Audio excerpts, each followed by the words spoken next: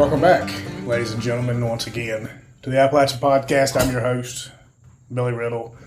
With me is my more sober than last time co-host. When was last time? That would be in Floyd up on the mountain. Oh, Lord. I think you had one of those Will Ferrell moments in Old School where you just spat off about 2 minutes worth of rhetoric and had no idea what you said, and it was genius. I haven't even listened to it. I haven't either. I haven't had a chance to go back. I've had a couple people tell me this. It sounded kind of off. One of my buddies texted me and said, Simon sounded a little distorted. I texted back. I said, I think he was drunk. I'm going to claim the fifth as usual.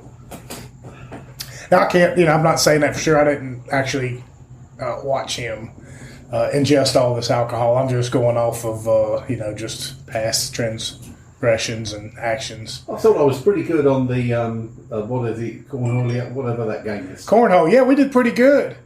We did really good. If we had paced ourselves a little bit and took our time, I think we would have. We ended up being the last game anyway. It was a good time.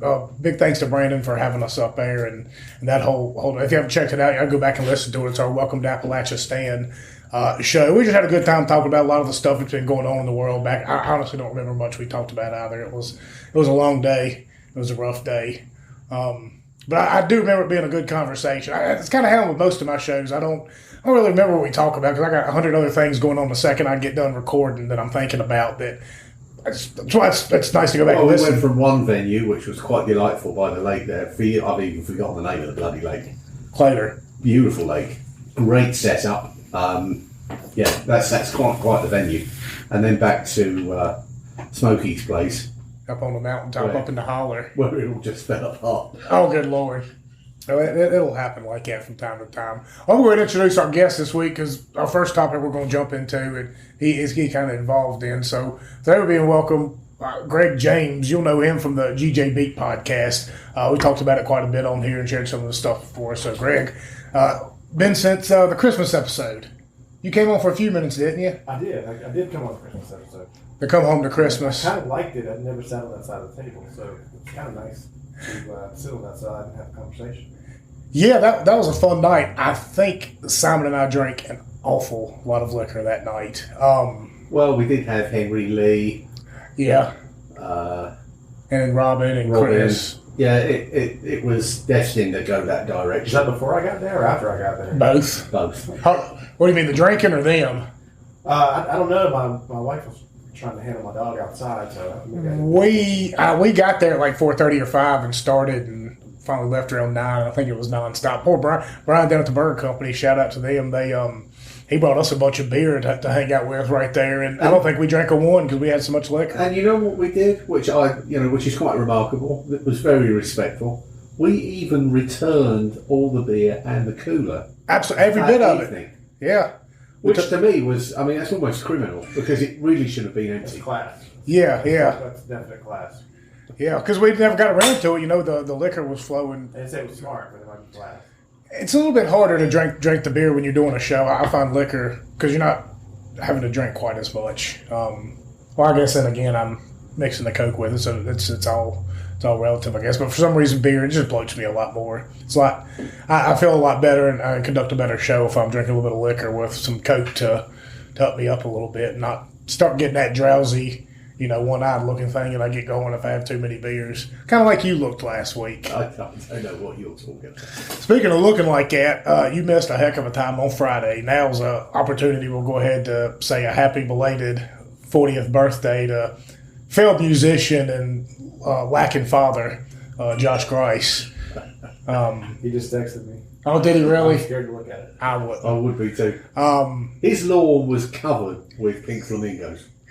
I wonder who was behind that. I'd like to employ them for... Tim Daniels, the bartender. Oh, that's right. Somebody told me that. I forgot. I helped him load the car to put him in there. We were running up there. I helped him load all those 40 flamingos in the car. Yeah, I did have a good chuckle about that.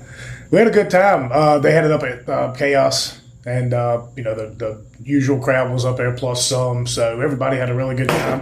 And the best part about a Joshua Grice birthday party at Chaos Mountain is you won't have to hear Josh Grice music because he's too busy walking around being the birthday guy. So it's nice to go up there and not have to listen to him play. We just listened to the radio and it was great. good musicians, good music. Yeah, I got caught down in Danville, I think, at a volleyball game. It'll happen. And I'm actually really getting into, this volleyball scene. It's a very exciting game to watch. Now, we need to get a schedule because sometime during the year we're going to sneak off and go sit in a corner and watch you and see how animated you get screaming. I've been very close to getting red carded on the soccer pitch. Particularly the rec soccer, because I knew the referee. So I was obviously giving him as much trouble as I possibly could, up to a certain limit.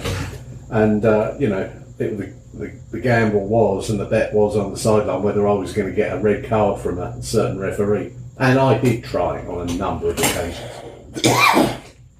Well, but I don't really know what's going on in volleyball, you see. So you don't have to know what's going on. You can judge it off the crowd. I'm fairly subdued. You just know if the ball lands at the feet of the team you're rooting for, that sucks. And if the ball lands at the feet of the team you're rooting against, there you go. And just watch the people that are there. It's all the referee's hand signals, on the net. There's stuff goes on, and how the players have to rotate. Well, it's pretty much like tennis. That's one of those weenie European sports. You probably understand that. It's kind of like tennis. If you lump just with Europeans again, you are in Europe. Oh no, we're not. You're from Europe, yeah. Should I answer that phone call? What phone call? Josh Grice. Anyway, so yeah, that was Josh Grice himself. I guess his ears were burning pretty good. And Greg, you have had him on your podcast before. What inspired you to bring on such a uninteresting guest? Well, I think... Did he pay you? Well, he does, but not necessarily in cash. I mean, he pays me in good times, but he's one of those people that... Don't say sexual favours. No, not like that. I mean, I'd never throw that accusation out there against, this... No, he's given me so much entertainment through the years that I could not have it on there. I mean, it's pretty much a definite. So, but would he skate the rules by becoming like a small-time athlete to be able to come on your show? No. Mine's not necessarily about athletes. You don't have to be an athlete, but, it's kind of gone that way. But, yeah, we'll see. Well, what did you start it for? What was like when you decided to first get it going, what was your train of thought? I listened to a lot of podcasts. I had all these thoughts. I was like, well, I can do that. And I've got the perfect group of people surrounding me at all times, whether they be in the athletic portion of the community or Franklin County or whatever it may be. There was such an opportunity for local people to talk about themselves because they don't get to.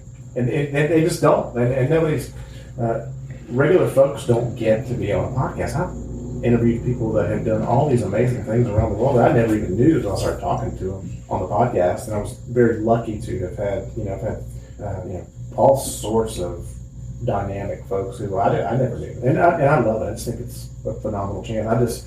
Normally, if they are loaded with life experience, I just let them roll. If they stop talking, I'll just sit there and look at them until they start talking again. That's a strategy. It kind of works, And, it's interesting that the local press wouldn't pick up and do more engagement with some of the local personalities. True. I think we're in the beginning stages of this. I think that so many local folks do awesome things you never hear about that it'll become. I'm surprised that I was, the only one in the adventure community locally who had done that, and people loved it. I mean, they just eat it up. They're kind of mad right now because I sold my house in Boone's Mill where I lived, and I just moved to Rocky Mount at the end of July. So not being able to necessarily, don't have a home base to record because it's not a good spot to do a recording. So I've got something lined up. Matt Thompson, who had been on my show, who owns Sweet Tea in Roanoke, he's got a bunch of rooms in his house, and until we are settled, he's going to give me a room to work out of in his house, and I've got one lined up. All right. In the meantime, until we find a permanent home, that's what we'll do.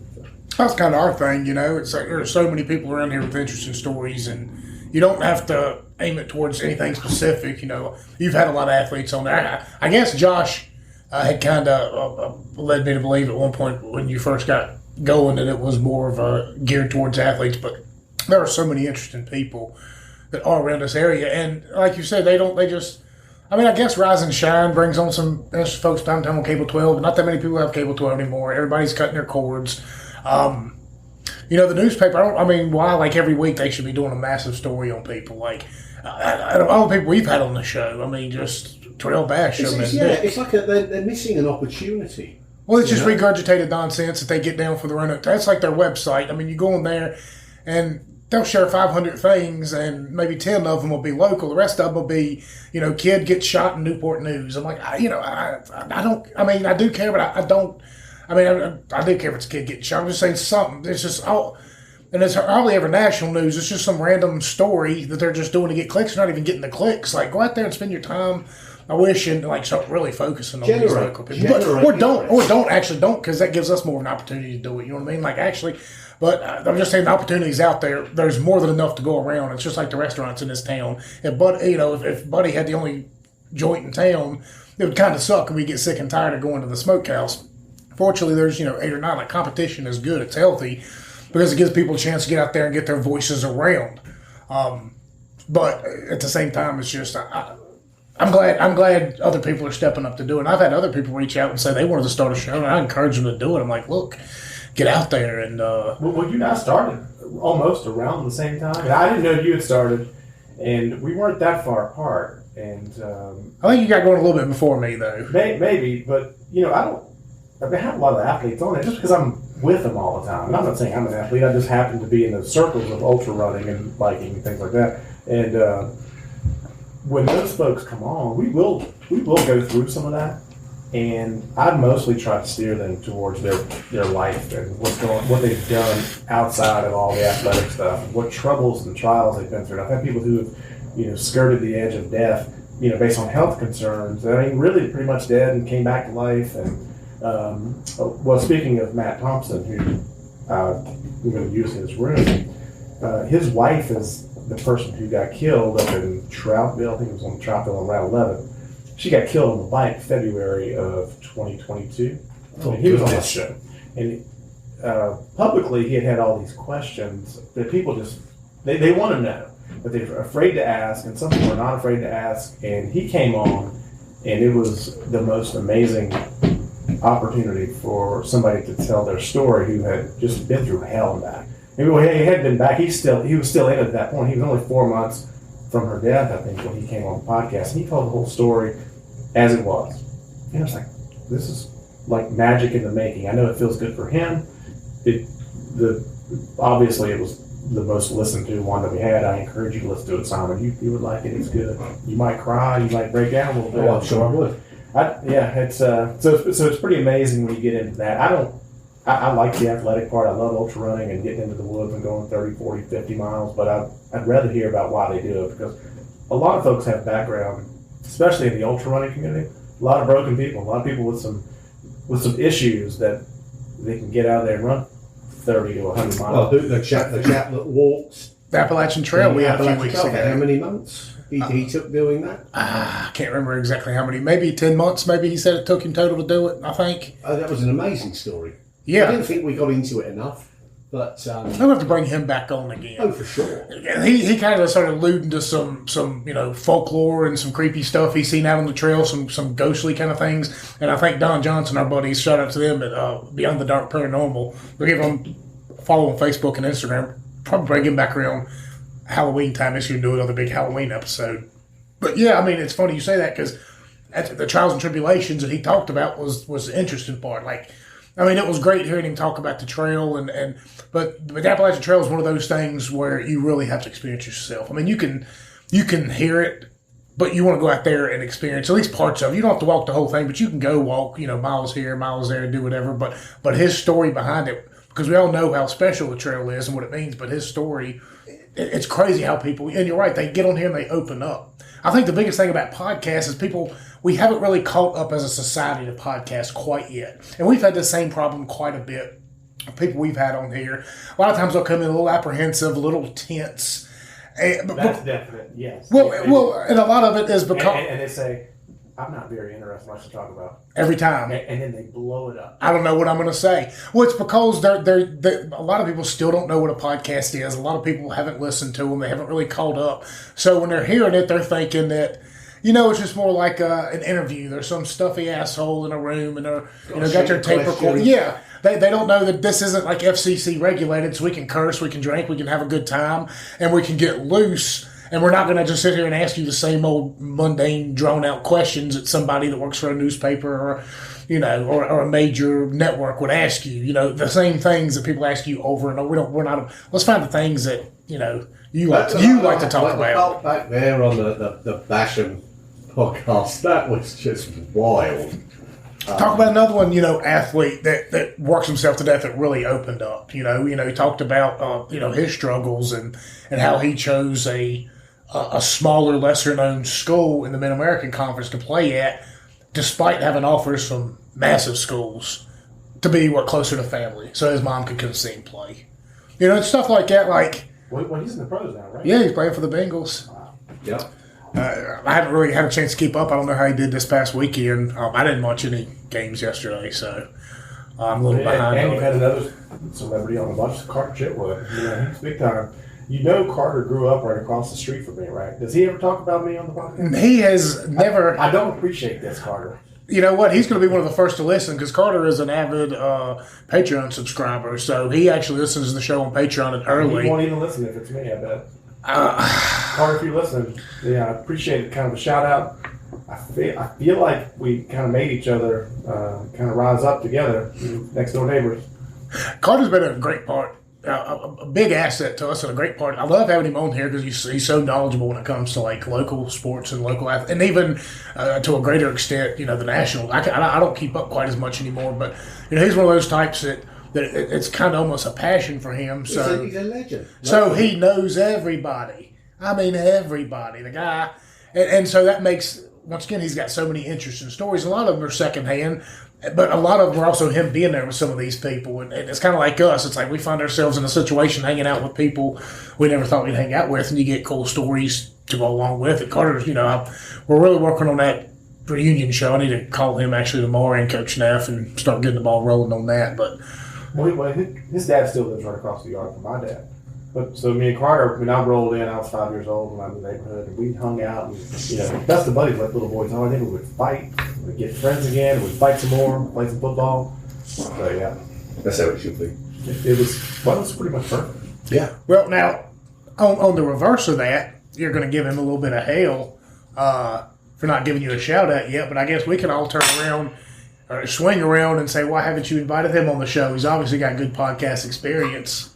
Let's not turn it around. Oh, I'm just playing devil's advocate here. I'm bringing my inner Simon out. I saw him last week. I have to go to Martinsville to see him, but he's down there working in a restaurant. I guess he's in the food service business, and he was in there hanging out doing this thing, and sure enough, in Martinsville of all places. Yeah, that's crazy places you will run into people. It's not used to be around here. You go to Myrtle Beach any time of the year, you're always going to see people from Franklin County. You can't escape it. But yeah, I mean it's nice to have people come on here and kind of open up. And we've had a few people come in here that were down to business, but for the majority of them that come through the doors, they don't really know what to expect, and then they start babbling with Simon, and next thing you know, we're like the freaking Oprah Winfrey show over here. I mean, we're getting stuff out of them that you would never imagine. And we get a lot of stuff off air as well. I wish we could talk about because it's almost as interesting. Some of it they don't want us to talk about. Some of them, we have to, work around the meat of it. But, that also gains their trust that we don't, tell some of those stories. And because, man, some of them are so good. But, Well, on that topic, let me ask you. One of the things I find is that as soon as I click the button, whoever the guest is, I guess they are just relieved and so excited, and they will just let it rip after that. And they tell all these stories after you've turned off the thing. Like if somebody ends one, if we end a podcast at my house at 9:30, I've had people stay until 1 o'clock in the morning, and they just won't leave. We have that happen all the time. Because they're so excited. So I don't want them to leave, and they just hang out, and they're like, I should have said this, I should have said that. I'm like, I know, that's why I asked you during the podcast. And it's uncomfortable, I'll say, do you have anything? Make sure you don't miss a single thing. But then as soon as you click that button. Well, that's a good part about it. For us, sometimes it's the opposite. we won't start a show for an hour and a half because Simon comes in here and all of a sudden they have some fourth cousin twice removed. They both met in some pub in Ireland somewhere 15 years ago. So, and so they'll sit there and they'll talk and they'll tell all the good stories before we start. And then we'll start talking and we'll even forget about some of those. And at times, if we're off on location somewhere, we'll end up staying a little bit after the fact. But the after the fact thing comes because they end up being so comfortable and they end up liking your company that, you know, they want to keep on talking about it. And the best part about that is you know, you get to know them a little bit better. You know, if somebody you don't know, and then when they come back the next time. And when they come back, we have memories like elephants. Yeah, I love bringing guests back in here. It's tough. I really wish we could get a whole lot more subscribers at patreon.com/getontap. It's only $3 a month. You can give more. We're going to get Simon out there on Spaces next week. I think we're going to do one on the peaceful divorce of the great state of Appalachia. We're going to get Spike on there, hopefully, and do all that kind of stuff. But, you know, some of these shows are coming out early. We got some other things going on for our subscribers. If we get some more subscribers out there, make a little bit more money, we can move to 2 shows a week and maybe try and, if I could pay Simon to come down here, maybe his wife would, you know, be more apt to not. Or maybe we just do, the money. Or maybe we do 2 shows in a day, or find a way to do 2 shows in a day and release them twice a week. But because there are so many interested people out there, we got such a backlog. But we really need to support. It's not easy, you know. And I know it's hard on everybody else out there too. Inflation is up, gas prices are up, grocery prices are up. So I mean, I understand if you can't just listening to the show and spreading it by word of mouth and sharing it on social media is a good way to do that. Because other people come in and pick up advertisements at some point in time and help pay the bill if you want to do. But if you do got a couple extra dollars lying around, you know, if you're somebody like Josh Grice and you've got unlimited income. And I've played your shitty music on here for 2 years straight, and more people have heard it through this show than have ever come out to see you. He's rich. Then maybe $3 a month, but, you know, that's neither here nor there. But seriously, though, for anybody that can, patreon.com/getontap or at GetOnTap for Venmo for a one-time donation, GetOnTap, Cash App, all those kind of places. We also have PayPal as well. Send us a message if you want to do it. We have Stripe on Twitter because it does help. We take the money and we spend it on gas money. We spend it on updating equipment, on, you know, costs for domains and all that kind of crap because that stuff adds up over a while. You know, you're the same kind of deal. And you know, I haven't went up to sponsors yet. So if we get to 2 shows a week, we can bring y'all a whole lot more guests. So think about that. But yeah. There's so many interesting people in this neck of the woods. I had a very interesting communication from our Texas contingent, Caleb Flora, and he was looking to punt something that was going on down in Texas, and he said, "Well, I wonder if you could mention this on the show." I said, "Well, what is it?" And then apparently there's a couple of veterans that are looking to do a reality type show based on ranching, cattle, horses, and what have you, and they're doing this massive giveaway with some serious prizes. I've got to mention it now that I've said that, and if I'm not mistaken, it's shop.horse.tv or something like that. There's something going on there, and they're doing this massive giveaway with some of these custom saddles. There was 2 commercial Brahman heifers that were coming up. Horsepro.tv. It's a show they're looking to get up and rolling. And if you go onto the site, the list of stuff they're giving away with a contribution, you're always going to get something, but it's extensive. So for a lot of the farmers out here listening to the show, it's farmers and veterans. You know, I think if someone got into that, and when you look at it, what they're actually throwing out there, it's a great way of supporting veterans and this, you know, farm ranch lifestyle. And he said, yeah, mention it, have a go. So there we go, Caleb. I've mentioned it. Do you know Caleb? Yeah, of course I do. Yeah, who doesn't? All right. Where do you know him from? Everywhere. Now that is the best answer anybody has ever given on this show before. because everywhere. It makes perfect sense. Now, if you do go and put any money into this, do mention the lady's name. Her name is Kayla, Kayela. So please mention her name, because I think she's in for a little side bet from all accounts, And with contributions for this new show. But go and have a look at it and see what the prizes are, because I'm not going to mention it now. It's that extensive. Well, what's her name again? I think it's Kayela, Kayela. Well, y'all double check on that because this is the same asshole that calls a Nissan a Nissan. So, and it's I do, and it's a Celica, not a Celica. I mean, I mispronounce everything. But, or is it us mispronouncing it? well, it's actually you, because it is my language. Well, actually, I've been trying to pronounce KL ever since you spelled it, but why don't Well, I'm not sure. Perhaps I we just thought should I'd ask sure. the Japanese how do you I say heard you say it, Celica. now I can't get it out of my head. Yeah, well, there we go. So I anyway, don't think it's right. I've just punted that one out there for Caleb. So there we go. Well, it's a massive shout out to Caleb. You know, Caleb is he's got a lot of a legend on this show. He is the only guest we've ever had on this show that we never actually released the episode. And he's the only guest we've ever had that's given us probably a combined 6 hours of time in front of a mic. Well, we'll narrow it down to 4. He's given us probably 4 hours in front of a mic, and I think we've gotten 30 minutes of coherent. Maybe 30 minutes. 30 minutes of coherent. Which was awesome.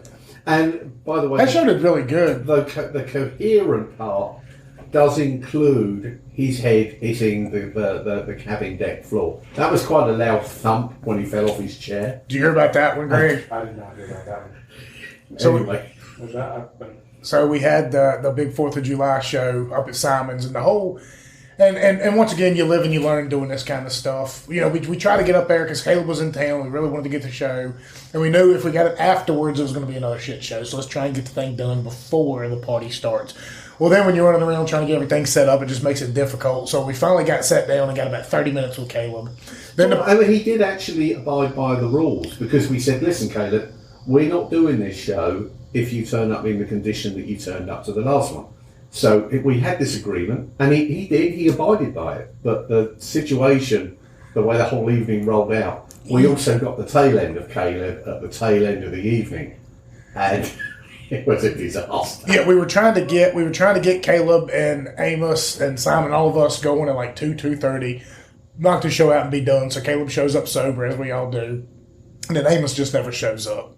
So finally, we just do 30 quick minutes about 4 o'clock, right before the party starts, and then we have to stop, and then we let the party go on, and then we come back afterwards. And well, at that point in time, he wasn't quite in such good shape, and he sat there beside us, and he didn't say much.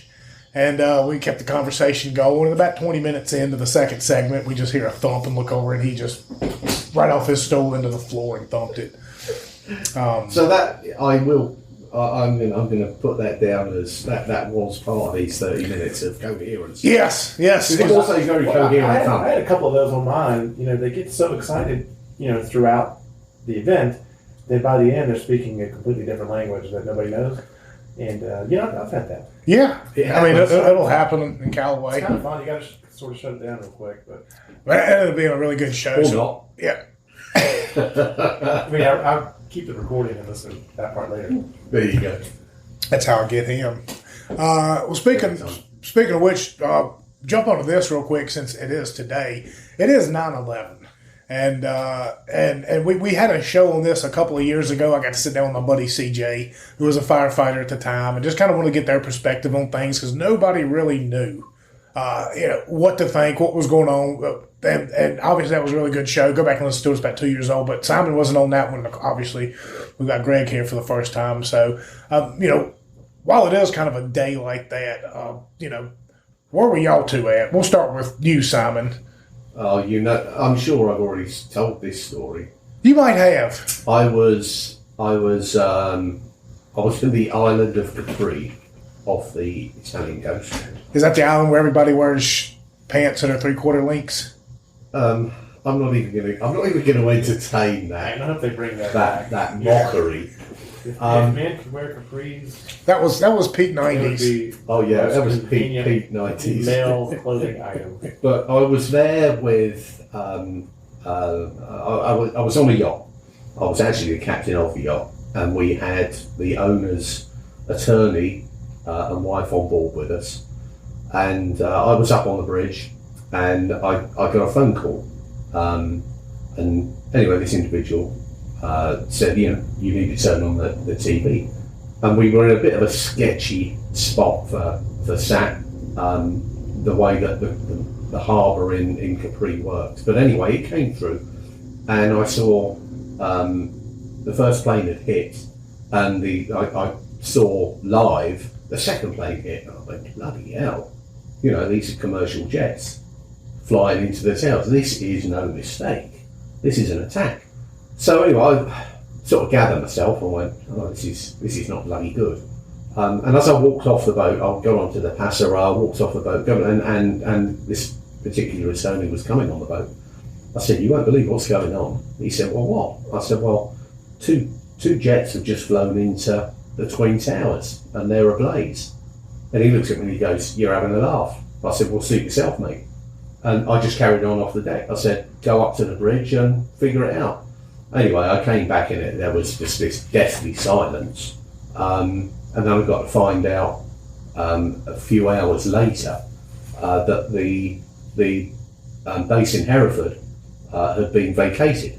Now, for those that don't know, Hereford is the home of 22 SAS. And apparently all that was left there was the cleaning staff. Well, of course. Make sure you got a place you got to be spick and span if you're going to be under attack. Well, yeah. But they pretty much evacuated that base, within 6 hours of this incident, and that's when it really hit. The US was under attack. It was pretty hardcore, and then to watch that, and the irony behind that story was, I was due off the boat the previous day, but bad weather kept us in Capri, and I would have been flying into Newark that morning.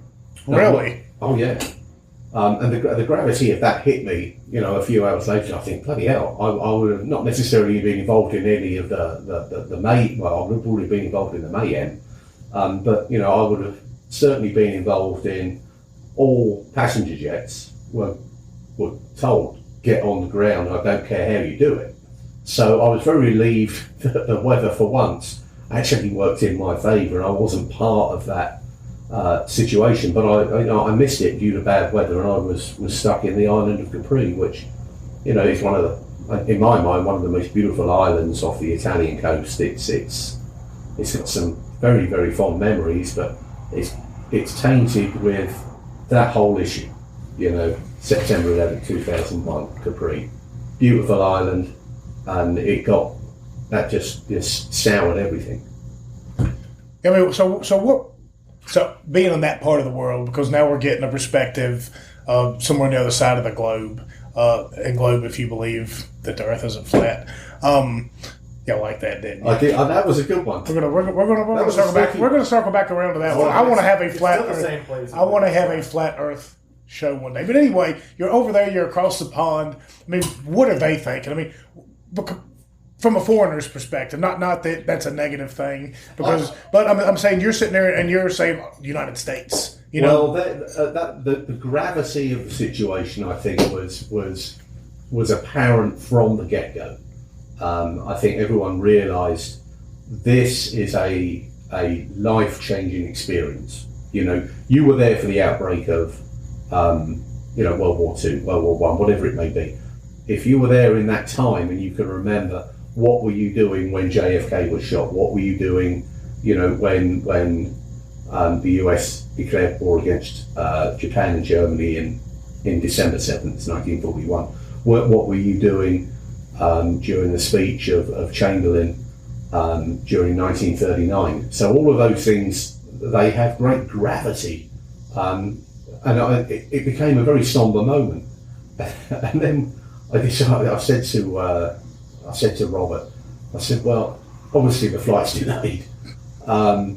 We need to get back up into Napoli, so at least I can, head home, which was Turks and Caicos Islands, by the way. It wasn't the US where I am now. and we started our approach into Napoli, which has a massive US naval base there, and all my GPS systems went down as I made the approach, and I'm just like, oh, what is going on here?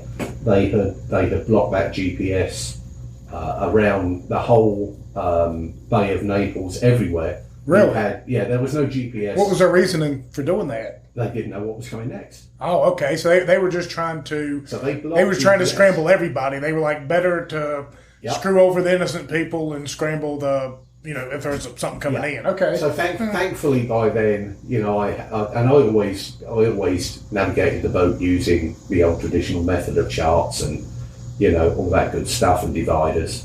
So it was fairly easy, and I'd been there so many times that I knew my approaches, where I could and couldn't go, and which particular marine I was getting into. But without GPS, that can be a real problem, and it was good and messed up in that particular region, and that's all I can put it down to. No one has ever said, "Oh no, we didn't do that. We can't do that." I'm like, "Nah, yeah, you can, and yes, you did." So yeah, it was a surreal moment, and when you use that word, which is often overused. That was genuinely a surreal moment. Wow. And I was able to call Heather up. Now, Heather was just happened to be coming out of a marina in Turks and Caicos. She got home for some reason, heard the phone ringing, and it was me saying, I hope you've got the TV on, you're seeing what's going on. And she saw it pretty much firsthand too. Because as soon as I saw what was going down, I said, turn the bloody phone on. Next thing you know, the plane hits. So, yeah, it was a shared experience from one side of the ocean to the other. And we share that experience, and we'll never forget it. I mean, it was crushing, because we thought, potentially here, this could go and become very, very ugly. Well, if it could happen to us, it could happen to anybody. Oh, yeah. What about you, Greg? Where were you at? I was sitting in my apartment in Roanoke, and I was getting ready to go to work. I went to work late that day. So somebody called me. I think it was Chris Stone, actually, maybe. He was at the airport working in Dulles. And I think it was he that called me and said, this is what's happening. Turn on the TV. So I turned on the TV, and then I saw the second plane go in. Obviously, it was a bad situation. And, I think we all felt the same sort of feeling all throughout the process. I think we all had such a lack of trust for a very long time, and I'm really surprised that there was multiple things that happened. And I mean, I don't know, it's really confusing. I feel like now I'm kind of desensitized to that. I don't feel the emotion in these years like I felt back then. I think it's because life is gives you a lot in between that, I mean, but with that adversity, and I think Heather and I came up to the States once I got back to Turks and Caicos. We came up to the States, and to see the amount of flags being flown, by US citizens, wherever you went, it really brought the country together for all the good reasons. Even though it was an absolute disgrace and travesty, and it was an abhorrent act, the flag waving and the unity was very refreshing to see, knowing that the country can come together through adversity. But we shouldn't have to come together through adversity. Really, is what you can reflect back on, and I think I still reflect back on that. Why are we so we've been so cut in half as a society right now, and when you look at the unity after September 2001, how did we get from there to here? Yeah, just 20 short years and a little change, and I think that same thing happened today as it did 20 some years ago. I don't think we have the same reaction. I still don't think we come together. I don't think we're locking arms, and I think Yeah, there'll be finger pointing. Everybody on one side is going to say that this guy's fault, and everybody on the other side is going to say it's that guy's fault. Because we are now a divided society. And that's by design, I may add. Well, everybody always wants to try and think and point back to when did it all happen. And you could probably, and shout out to Tim Pool, he's kind of pointed this out before, but think about 2011.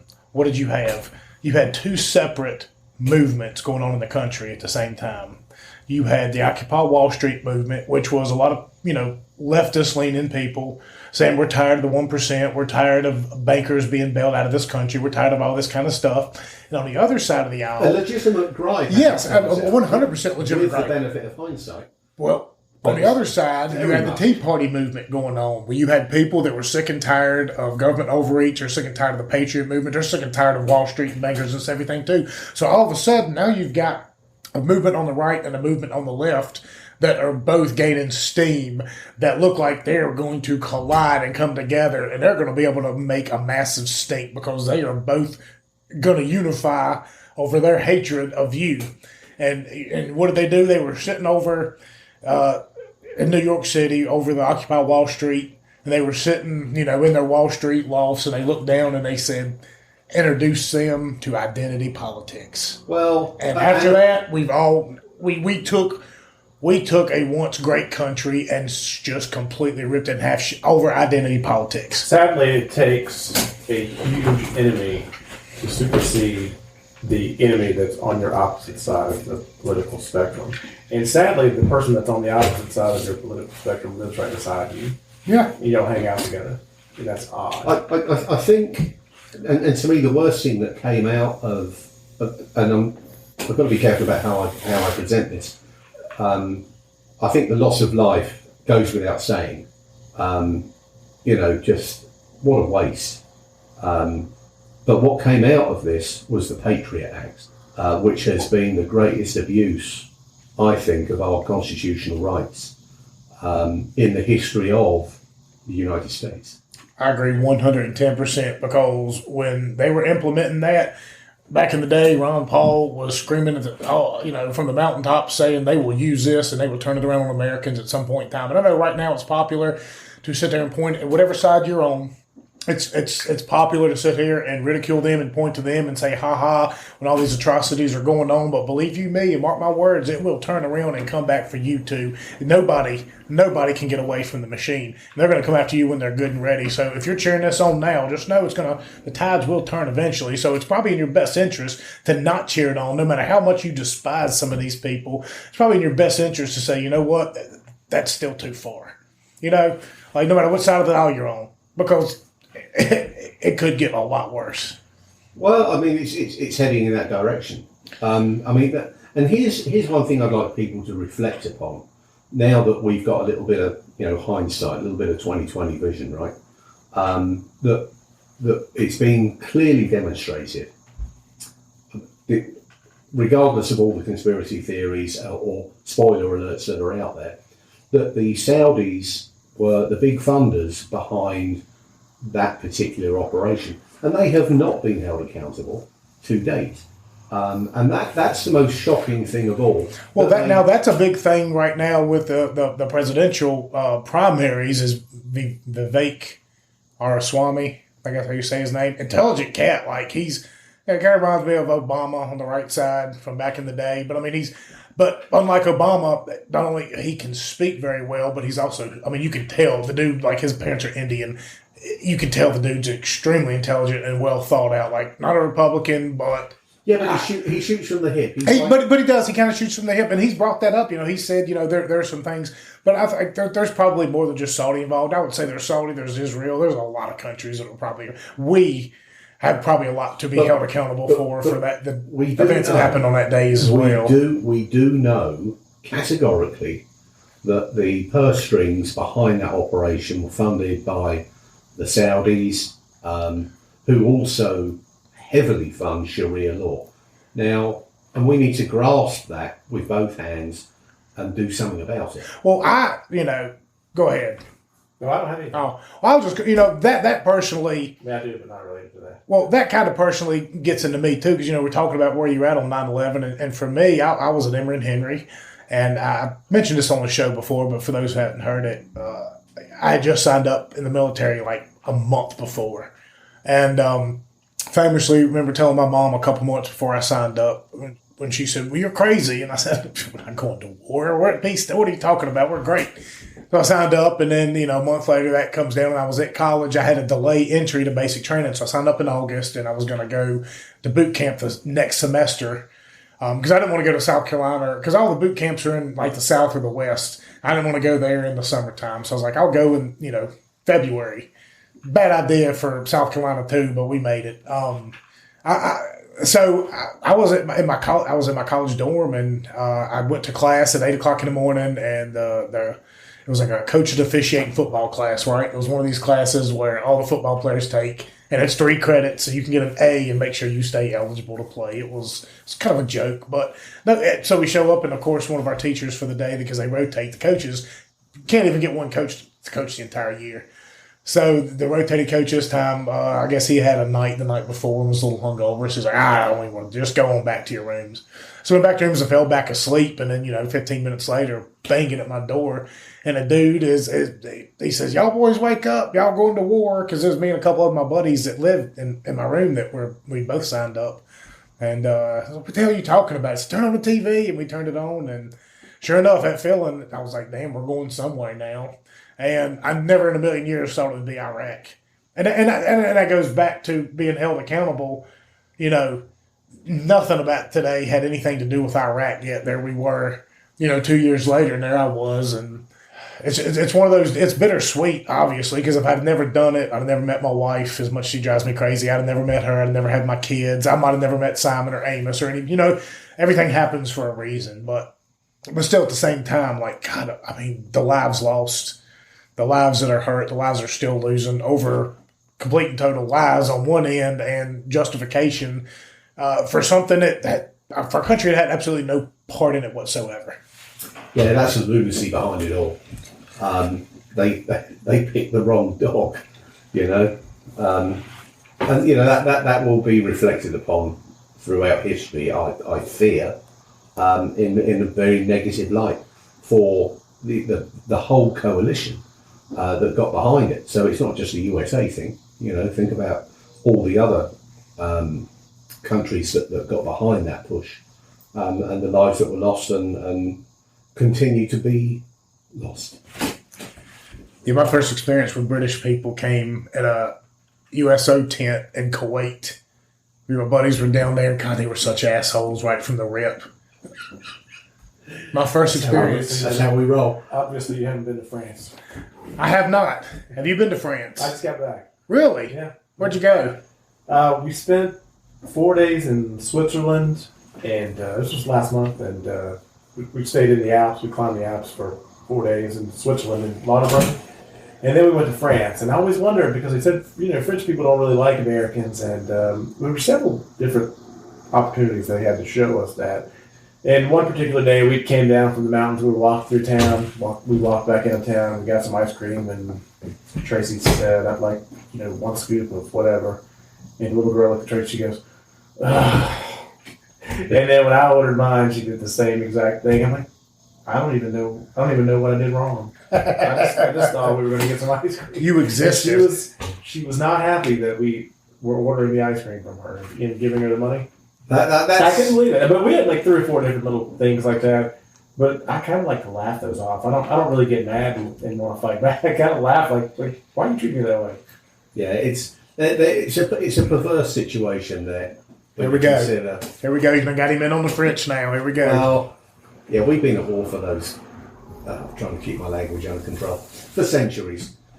You could probably call them some names that none of us will understand and get away with it. We were in Chamonix. You asked me where we were in Chamonix. I've skied Chamonix. Yeah. Yeah, absolutely fantastic. I mean, the French Alps for skiing are superb. I did a number of ski trips there. I did a ski trip.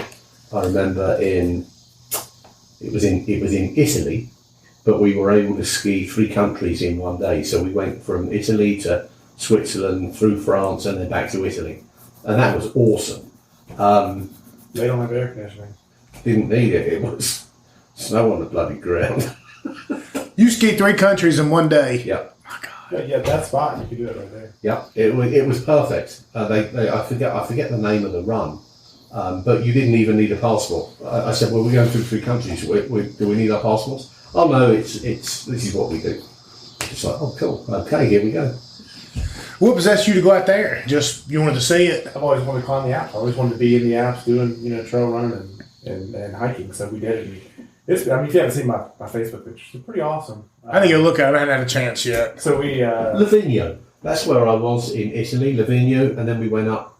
That was the where we started that, and ended back up there. It was an awesome day. Yeah, we... well, it's... Chamonix is the site of the biggest trail race in the world, so I always wanted to go there because it's got its own personality. They had the race last week, so I'm in my office. I put this big screen up in my office because I want to see stuff, and I watch the race live on TV. It's bigger than any marathon you'll ever see, but it's in France. It's on the internet. So I kind of knew the route that they take, and they actually went right under our balcony where we stay, like almost at the finish line. They're within 100 yards of the finish line. They go right by the balcony that we were on. We had 2 balconies in our place, Right. because we looked right over the street. And then they were also, when they first started the race, they were way in the mountains, and they were going up this one hill, and I looked and I was like, that's the hill that Tracy and I were on, and she got mad at me. We were fighting going all the way down. And the trail race was on that same hill, and she was so mad at me that day. She'd had enough. After you spend a few days in the mountains, and it's very physical, so obviously at some point you kind of run out of endorphins, and that particular morning or afternoon we had run out of endorphins. And we were on the same UTMB route, which was pretty neat for us because I'm watching it on TV. I'm like, that's kind of the other side of the world in a way, but I feel like we were right there.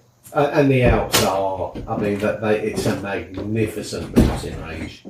I see pictures in my mind is blown. I'm like, man, I love Appalachia, and this is where I want to be. But if I could have a vacation home out there and look at those mountains, in the summertime, they look amazing. Yeah, but even though the beauty is there, I mean, I grew up 2 miles from here, pretty much, here in Rocky Mountain.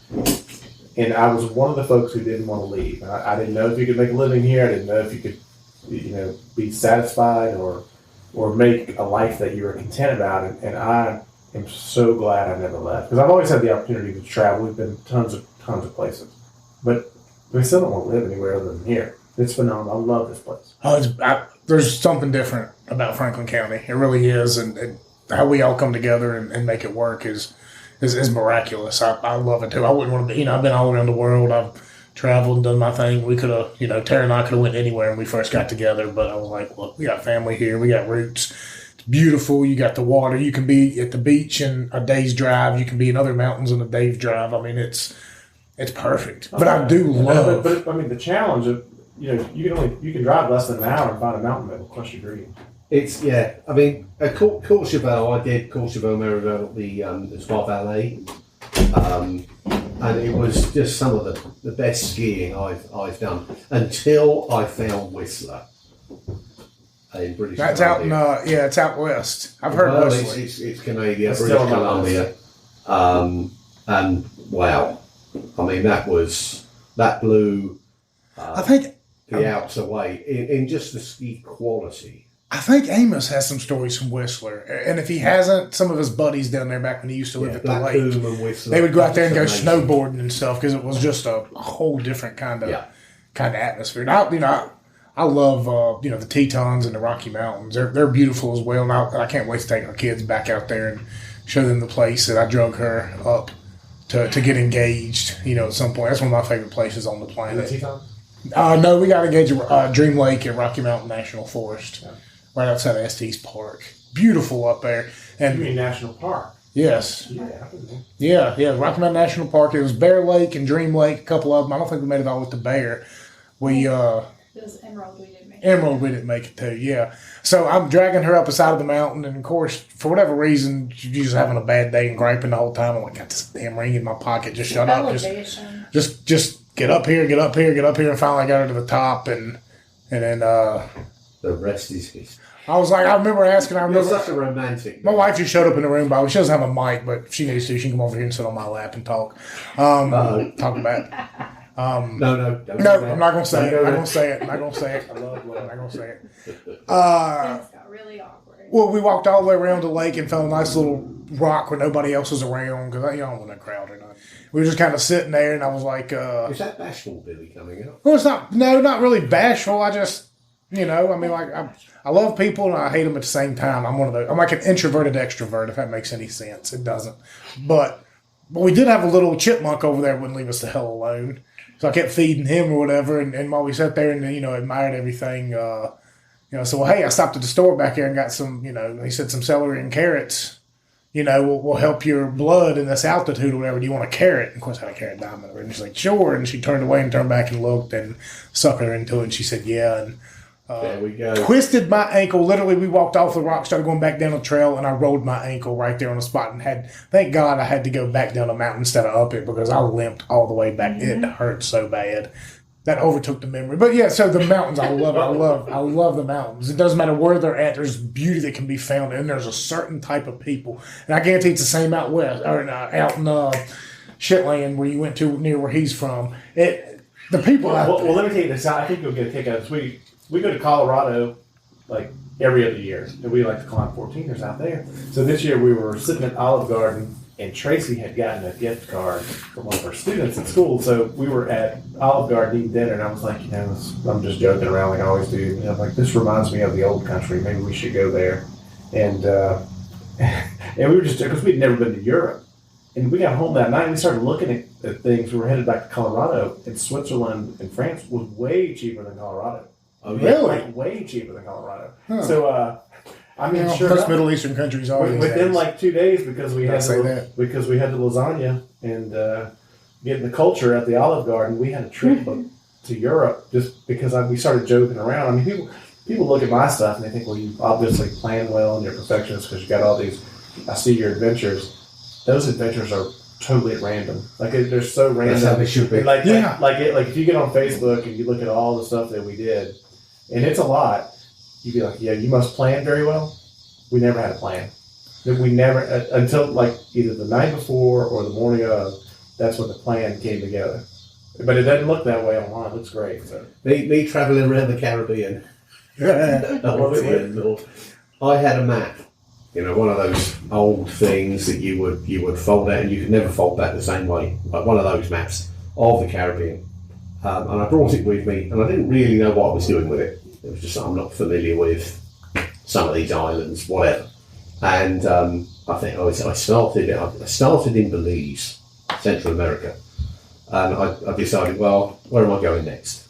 So I got rat-faced on 151 rum and put a pin in the map and it landed between Cuba. I mean, I was blind, put the hand across the face, got the pin, put it in the map, and it landed between Cuba and Grand Cayman. I thought, I don't really know anything about either of these places. So I was really, trying to do a little bit of research, kind of. Cuba, Spanish, communism. Doesn't really go with my way of thinking. I'll go to Cayman instead. And that's how all my travelling experiences around the Caribbean started, was that pin in the map. Before Tara, when I would date somebody, I remember not long before we got together, I dated a few people. I remember this one girl I was dating. I was like, no, this is a great testament. This is a great testament there. Look, we all dated people before our Don't hit the wives. stop button. We all dated Make sure people we before our record the wives. whole Look, thing. look, she wants to come in here and listen. She's got to sit here and listen.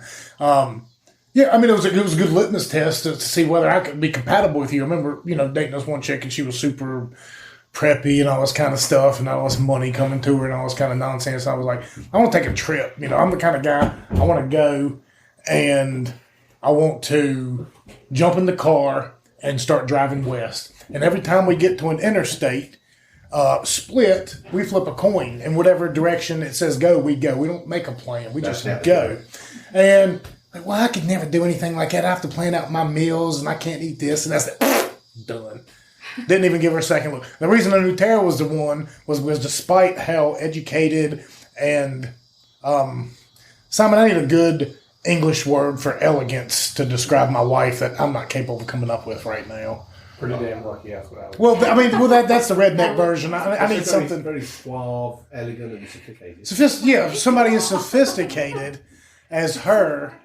I actually talked her into getting in my big rig and going up and down the road in an 18-wheeler for a couple of weeks. And that's when I knew. I was like, all right, she'll jump in an 18-wheeler with me, as sophisticated as she is, then she's probably the one. So, yeah, I mean, the whole just don't plan, like, off the seat of your ass. Like the Joker said to Batman, I don't have a plan. I'm a dog chasing a tire, and I wouldn't know what to do if I, Run your mouth long enough, you get a hot girl. I did the same thing. Thank you.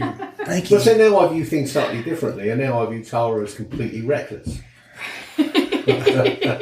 Explain yourself. Especially after this decision, Who gets in an right? 18-wheeler with you for 2 weeks? Not me, I can tell you. See, I don't mind being spontaneous with travel, but things like today, like I needed a plan.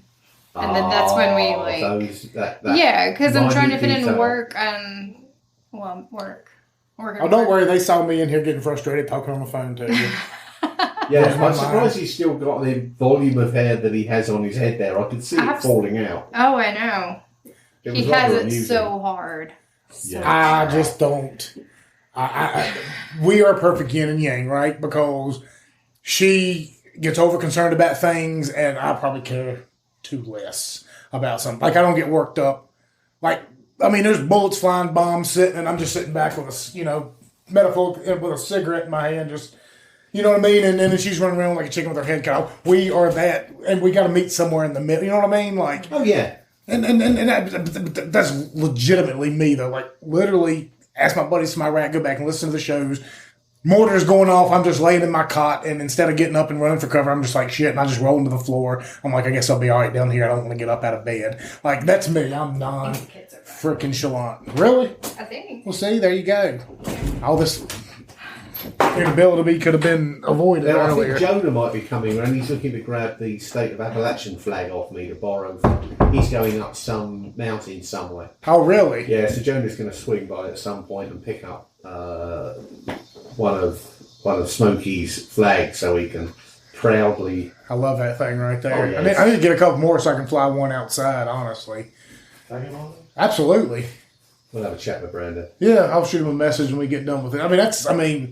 Like I said, go back and listen to that show or any of our State of Appalachia episodes with him. They're really good. We get into the meat and bones of things. My wife's back out of the room now, so we can start talking about her again. Ruthless. I kind of feel like I want to give a shout out to your dad before I forget, because he was one of the people that was pretty influential in my life. Really? That makes one of us. Well, back when I was... I'm just kidding. I thought I'd get a reaction out of that. I'm just kidding. I hope you get one. You're going to get one. Back in the day when I was in college, I decided to take my summers and work for VDOT, the highway department. And your dad was my boss pretty much the whole time. And I was a young kid. And I've never had anybody protect me from work so much ever as he did. He kept me from... I had to do a little bit, but if he could get me out of it, he would. And Well, let me tell you something about the Riddles. Our family, and I'm talking about uncles, cousins, everything, massively high IQ. Awful decision making. Like, honest to goodness, I am the dumbest of the entire... Like, my dad, my brother, my uncle, cousin, they are smart. And I mean, when I mean smart, I'm talking about what I think is smart. Like, they can go out here, they can take apart an engine, put it back together. They can go out here, they can take apart a satellite, put it back together. Like, they can do... Like, my dad could have worked for NASA if he wanted to. My brother could have been a mechanical engineer, everything. But we all just like to party a little too daggone much. Me, I just like to party a little much, but I'm also able to manage it a little bit. So, although I'm the dumbest, I've managed to be able to put together something like this in a podcast and find some semblance of success in my life. But super, like my dad, great guy. He had us at a super young age. And I can't say... I don't know how I would have done things if I would have had a kid at, my mom just turning 19 and my dad probably right at 20, 21. I don't know how I would have reacted. My wife would probably hate me. It's a good thing that I was picky and I waited. I waited to my first kid, 35, 36. I'm too old. I don't have the energy. But at 20 years old, I don't have the patience. And I might have not had... as much invest. I'm still in my mind thinking of what I'm missing out on. I did all that. I did my party, and I know I'm not. Now, if I'm away from my kids, I'm thinking, what am I missing out on? You know what I mean? It's like, that's the Lord's great design, my friend. I still call him boss when I see him. Do you really? Yeah. Don't do that. Well, I tried, I mean, my dad's a good guy. He really is. He really is. I don't want to get fired. Well, I worked for the highway department too there for a couple of years back in the summertime. I had a great gig, and I'm going to shout out my buddy right here too, because a lot of people listening will know this cat. You might know him too, Jager Merritt. Jager, he was great. I remember we both worked at VDOT this summer.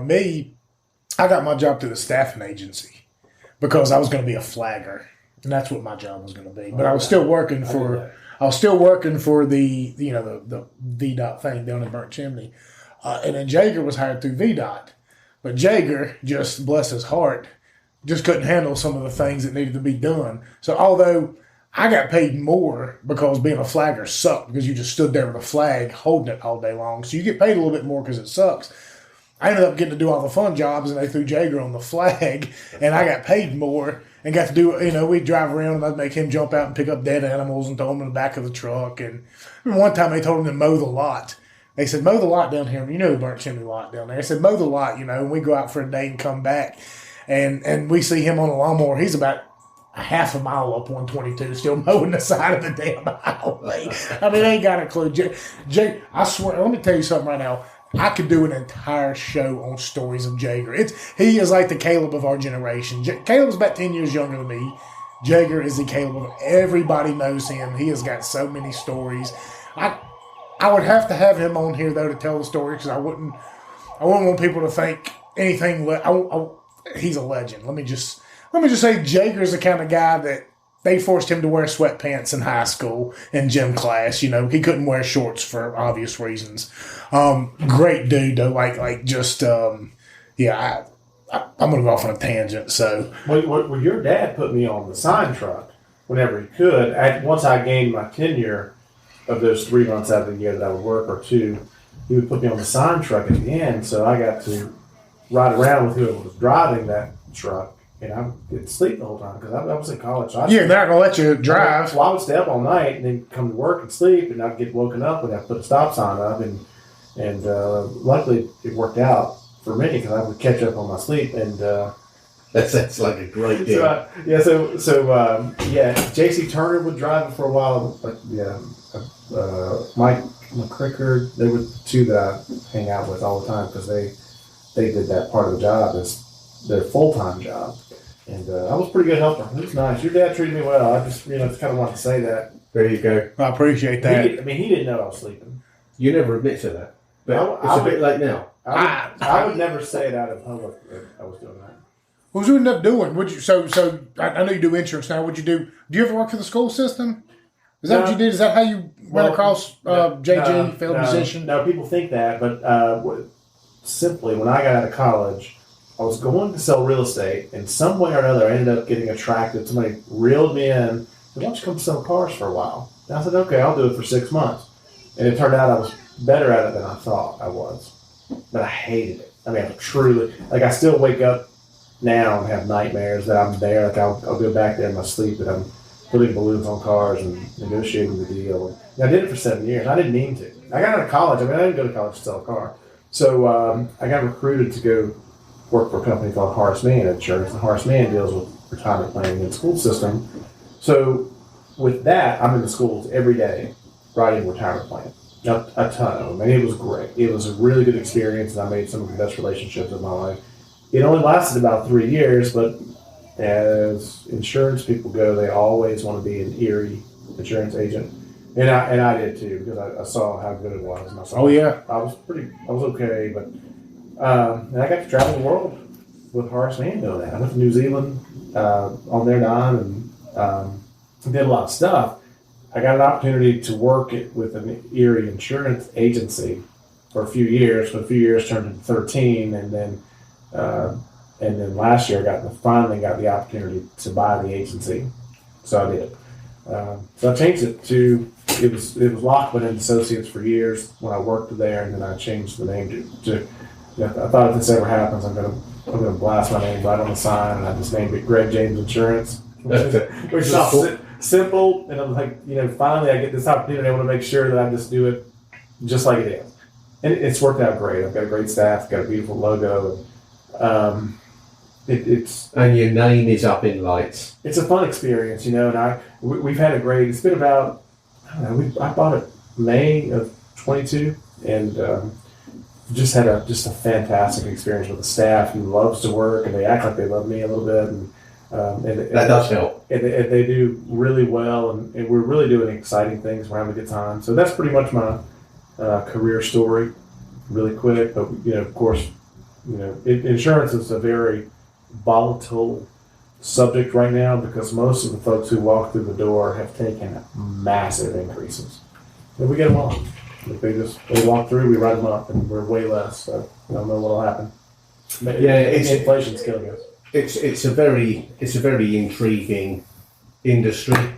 I was in that industry for a short while in London. Here we go. Well, he was in the music industry for a while. He's in the insurance industry for a while. He was in the diving. He was in for the yachting. He's hung out with Phil Collins. I mean, I'm here we go.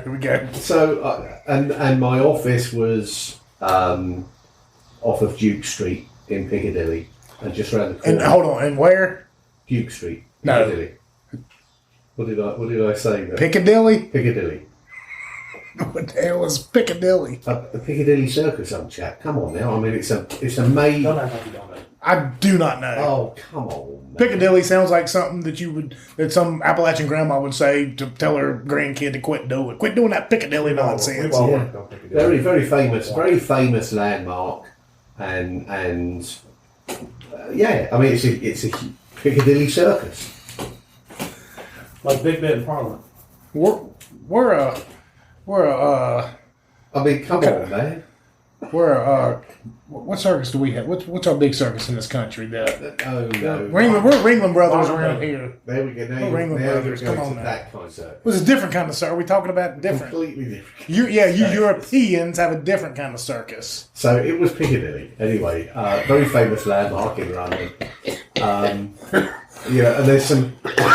It goes down a Haymarket up to Regent Street. Anyway, it's a super part of London, and I really enjoyed it. But that was where WPC Yvonne Fletcher was gunned down. Was just round the corner from Duke Street, and she was gunned down at WPC from the Iranian embassy, and the cordon was put up outside of our office.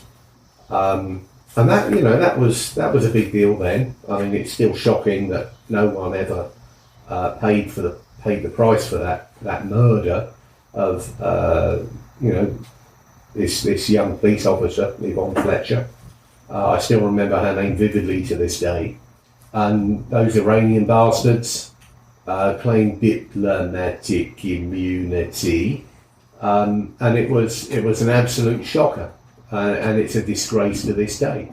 So, bittersweet memories. I mean, I would never live in London. So what are you doing with the insurance out there? How was that? I was working on. That took a long time to get to that. Yeah, I ended up. I forgot we were talking about. We had to go through Piccadilly first. Specialising. Get to it.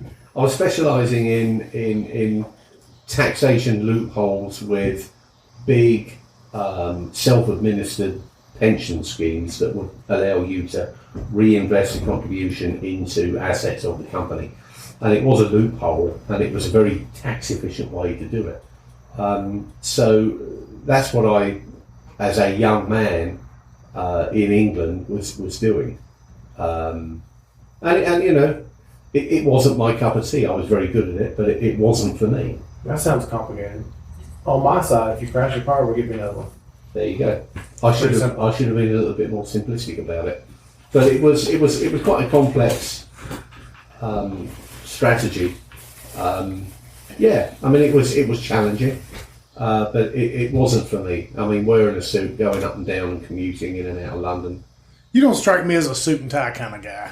Well, I was also playing rugby for the office, so I turn up in the office, battered and bruised. If I didn't have a crutch or a black eye or a busted nose or whatever, I used to turn up on a Monday morning. They never knew what they were getting. And the manager of the particular office in Duke Street said, "Listen, son," he goes, your rugby career," he goes, "with your what you're dealing with some of these high brokerage values in the West End of London may not be compatible with your rugby. So I went behind his back, as you do, called up my regional manager, who I was really being paid to play rugby for, and he got hold of him and changed that table around.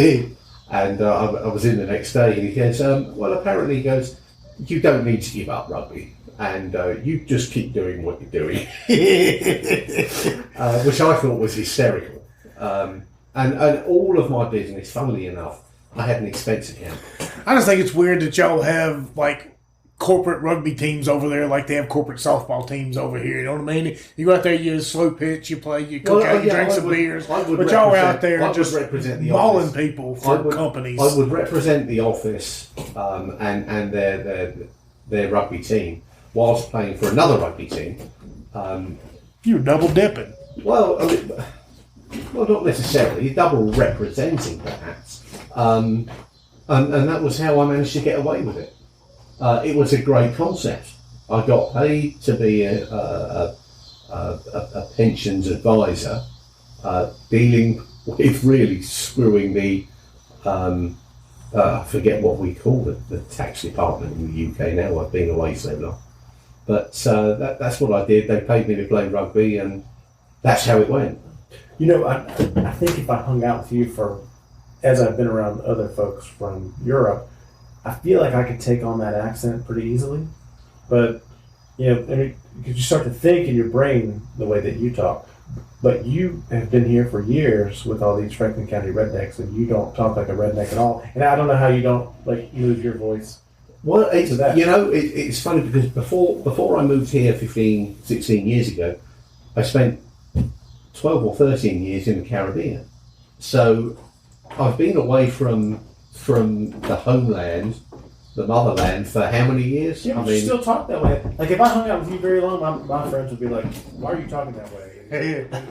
I've caught myself. I've slowly started to using some English word, like I'll say chap every now and then, or cheeky. But how does Simon not come our direction at all? Like, not even a little bit. Because he's a stubborn asshole with a while. Well, it just doesn't. It doesn't work. I mean, I've never been able I want to say work. I want to say work. I've never been able to lose my accent. I mean, I love the accent. It has made this show far superior to what I thought it could ever be. Yeah, but that's the biggest con job on the planet, though, isn't it? Really? Yeah, because you tune in to listen to the Appalachian pod. Yeah, well, exactly. But you tune in to hear the Appalachian podcast. The next thing you know, you've got, of course, obviously somebody that sounds like I'm from. Frank County's got a different accent anywhere else you go. You can go down to Southwest Virginia. You can go to Roanoke, Bedford. Frank County's just like for whatever reason we all sound like we're from like Central Alabama. So I mean, it's slow down. It's unique. Take it easy. It's unique, but we're deep. I mean, we're deep. We're just mountainous. It's Frank County's. That's the different uniqueness. So you tune in, you kind of hear that. It's like, God, listen to these rednecks, and all of a sudden a damn English chap pops up there, and then you're like, well, in Simon's words, hold about. Yeah, hang about. There you go. Hang on. I've started saying that here lately. But, yeah, I mean, it's Simon. He's turned into the talent. Callaway. Okay. All right. Yeah, I live in the beautiful God's country of Callaway. Callaway. Yeah, I ride my bike through there all the time. Yeah, I love it. Me too. But I wouldn't. Yeah, and having lived in a number of beautiful places, travelled to a number of you. I've also travelled to a number of absolute shitholes on the planet. Name one. I would say Mumbai, India, is the biggest shithole I've ever encountered. We got a lot of power lines. I just still don't know. And I've travelled from East Coast to West Coast through India, and I still don't know what side of the road they drive on. Absolutely no idea. Well, in India too, you're talking just massive garbage heaps and rivers and stuff that they're also swimming and drinking out of. Yeah. I mean, there's people who understand in this country. That's why it's on my last freaking nerve about how people are just so just coddled around here. Like our worst, the absolute worst you can find in America is nowhere near like the homeless guy living on the streets in LA is still living better than people with a roof over their head in parts of India. Yeah. You still have more access to cleaner water. The poverty and the culture there is, it kind of thrives. It's very interesting. It's something that I wouldn't necessarily want to deal with on a daily basis. West Africa was another absolute arsey of a place. Libya, we landed where the hell was it? Anyway, we landed in Libya as a war was about to kick off. We're turning round to do a very quick refuel, and there's aircraft on the runway that are, blown to smithereens, bullet holes through them, all kinds of stuff. And it was all Russian junk as well. Was it Tripoli? It may have been Tripoli. And we had to get out there fairly quickly. So we weren't allowed off the aircraft, refuel, get in, get out, make it snappy. Libya was not a pleasant place. West Africa was, I'm not going to say it was as poverty stricken as India, but they all have a certain attraction, which is kind of weird. Because there's an existence there that people accept, and they go about their normal lives and daily living, and they seem to be able to cope. But the abject poverty is it's overwhelming. I remember, and shame on me for doing it, and I'll probably be asked at St Peter's Gate about this. But there was a young, it must have been 4 or 5 years old, and I came off a plane, came out of where the hell was it, in the Congo, and I got a pair of white trainers on, and this young kid is trying to polish my shoes with black boot polish. How dare him? Well, I just thought, what the hell is going on? He's just trying to get a couple of bucks for his existence. Now, I haven't seen. Thankfully, I didn't see, the self-mutilation of kids, which happens in India to a great extent, where they're put out as beggars and they've been mutilated and all sorts of things. I didn't see that firsthand, but what I did see in India was kind of bizarre. We drove past and there was obviously a dead guy in the street, and they were taking the shoes off him. So when you see those life-changing experiences, alive to dead, and they're looking to take his shoes off and show him no respect whatsoever, it was just, wow, what is going on here? It's the worst place you've ever been. The worst? Yeah. I mean, a lot of the Caribbean, islands are pretty rough. I don't know. I didn't like New Orleans. I thought New Orleans was really a disaster. Yeah. I don't know. I'd have to think a little bit harder, but I've been to some pretty rough places that I didn't. There's certain areas in New Orleans you do not want to go off the beaten track. Yeah. And unfortunately, you don't want to go under the bridge in the French Quarter. You don't want to go under the bridge. And I'm all about adventure. I don't mind doing things that are out of the ordinary. I don't like to do the touristy, routes. I like to do my own thing. But sometimes you can get yourself in a real fix doing that. And and I've done that. Me and my traveling buddy when I was young, we it's like we were in Costa Rica once, and we really got ourselves in a bind, and we were able to get out of these binds. I don't know. I don't think I really want to explain much more than that. Guatemala was interesting. I had several experiences there that I should probably not go back to Guatemala. Yeah. I suspect I may not be allowed back in Guatemala, but I would certainly. Yeah, I'd like to know this. Why? I'm not going to dive on. No. Guatemala's a country, correct? Nobody. Yes. Then we need to know why you're banned from going to a country. Nobody's listening. No. I'm not. That one's staying close to my bloody heart, mate. It was. Yeah, I was in the wrong place at the wrong time, and I've been there many a times all before. Sorts of bad things happened. So. What's one bad thing that's going to happen? Let's go with one bad thing. Don't even have to think. Just do it. Returning fire. Wow. Okay. Well, there we go. As a civilian? Hey. Well, He can't answer that because the running theory is Simon is CIA, or at least former CIA. If not MI6, one of the two. And actually, that was a theory that was originally thrown out by Josh Price. By doing this podcast. Oh, you're already I'm just hanging out, having a great time. Oh no, once you reach 10,000 follows on any social media, you are automatically on every list, and we were on all those before we reached 10,000. I wish I would lighten the mood a little bit because I see a lot of Paul Hall. No, we could definitely lighten the mood up. This was. I see Paul Hall still. Is he still alive? That's a great idea. Actually,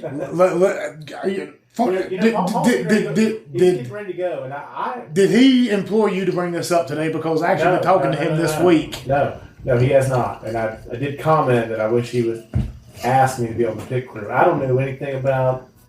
He has built his car up. He's going to be racing at New River next month. I know. I volunteered to be on the pit crew, but I don't know anything about that drill thing. But I definitely want to do it. You'll be fine. You'll be fine. There's not even necessity. There's no rush in that division. But yes, Paul Hall, friend of the show, been on the show a couple of times.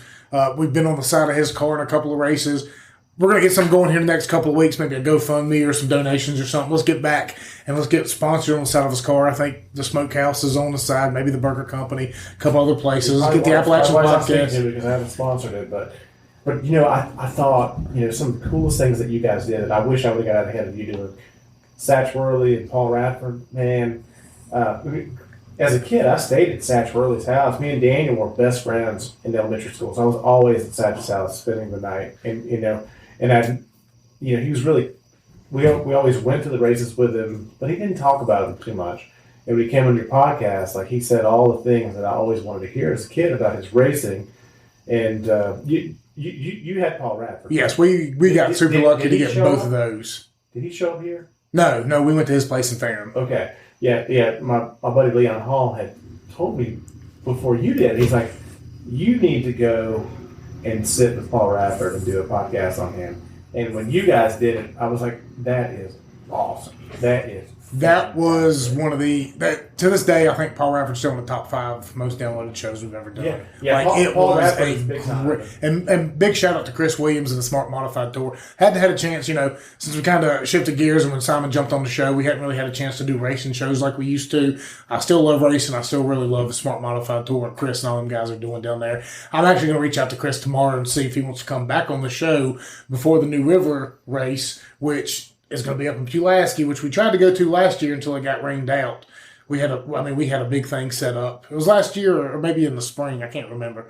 We had a big thing set up. We were all going to go, you, me, Isaiah. That's right. I think it was last fall and it got rained out and we couldn't make it. So I'm going to try and go back up here this year. Maybe not with the whole big thing. Maybe just walk around and be a fan and have a good time. But I'd like to get Chris back on previously because Chris and Simon sitting down telling some stories would be great. I mean, he was Dylan Hurt Senior's right-hand man back in the day.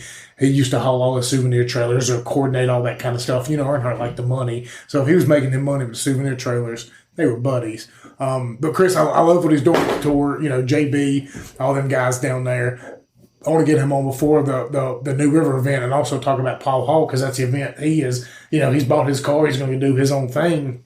And I'd love, to get the Appalachian Podcast on the side of that car again and go up there and support him. It's a good time, and Simon's never been to a modified race, so maybe we can take him up there on that Saturday and let him walk around and meet some people. I think you've struck a chord there, Billy, merchandising.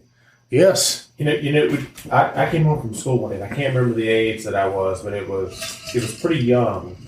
I was in elementary school, and I got off the school bus, and I walked to the driveway. My dad walked down the driveway, and he said, I got some bad news, son. He said, Richie Evans hit the wall and died today. And he was, as a young kid, he was kind of a hero in a way. Yeah, he wasn't as much of a hero as everybody else because they were older, but, my dad walked in and told me I was so upset. So I love what you're doing with racing. I spent a lot of time around racing. Me and Lenny Dowden have been best friends our whole lives. We still are. We hung out, last week, and I would go to the racetrack with him to New River Valley back in the day and sell racing cars. That's what we did. And, in the course of that, we were able to travel around and go to the last race at North Wilkesboro pretty much before it all shut down, selling racing parts and Richmond and hung out with the Grubs, Wayne Grubb, Kevin. Yeah. They were too, they made it to the Busch Series as drivers. I mean, they almost made it to the top level. I think a couple of them might have made it to a few NASCAR top level. You still see those link belt cranes going down the road with grub on the side. That was their. I guess it was their dad or their family.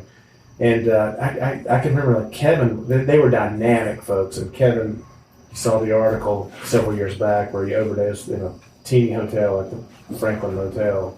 And I just look back through the years and all those stories of racing, and then you guys have brought it all back to the top again. It's really well, that's the cool part. It's funny you say that. You were down there for the last race at Wilkesboro, slinging parts, and we were there for the first race back at Wilkesboro as a show. We went down there and hung out, and massive shout out another one to Bill Stanley and Hermie Sadler, their podcast, Turning Left and Leaning Right. Great show. I love listening to those guys.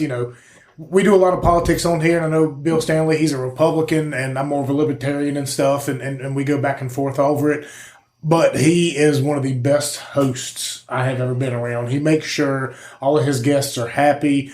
He is more worried about them having a good time than anybody else. So I'm a big supporter of him and Hermie and their show and everything they do. And we got to go down there and we did a swap cast, kind of like we're doing here today. Two podcasts come together. They released it on their end. We released it on their end. I really respect those guys and like them. It was cool being there. And another thing, Chris Williams, he made that possible too. The director of the Smart Modified Tour. He got us our pit passes that weekend, even though it wasn't a smart event. I mean, this is Wilkesboro is a massive event. So that's one of the, to have the show going on for 2 years, that's one of the coolest memories I've had. And I want to get Chris back on here. I want to talk about the race coming up. I want to get Simon up there in October to that race that day. It'll be one hell of a time. We'll go, we'll mingle, we'll get pit passes. Maybe I can get Simon in the ride along. I'll call Chris and see what we can do. Or if he comes here and does a show. But I want to go up there and support Paul.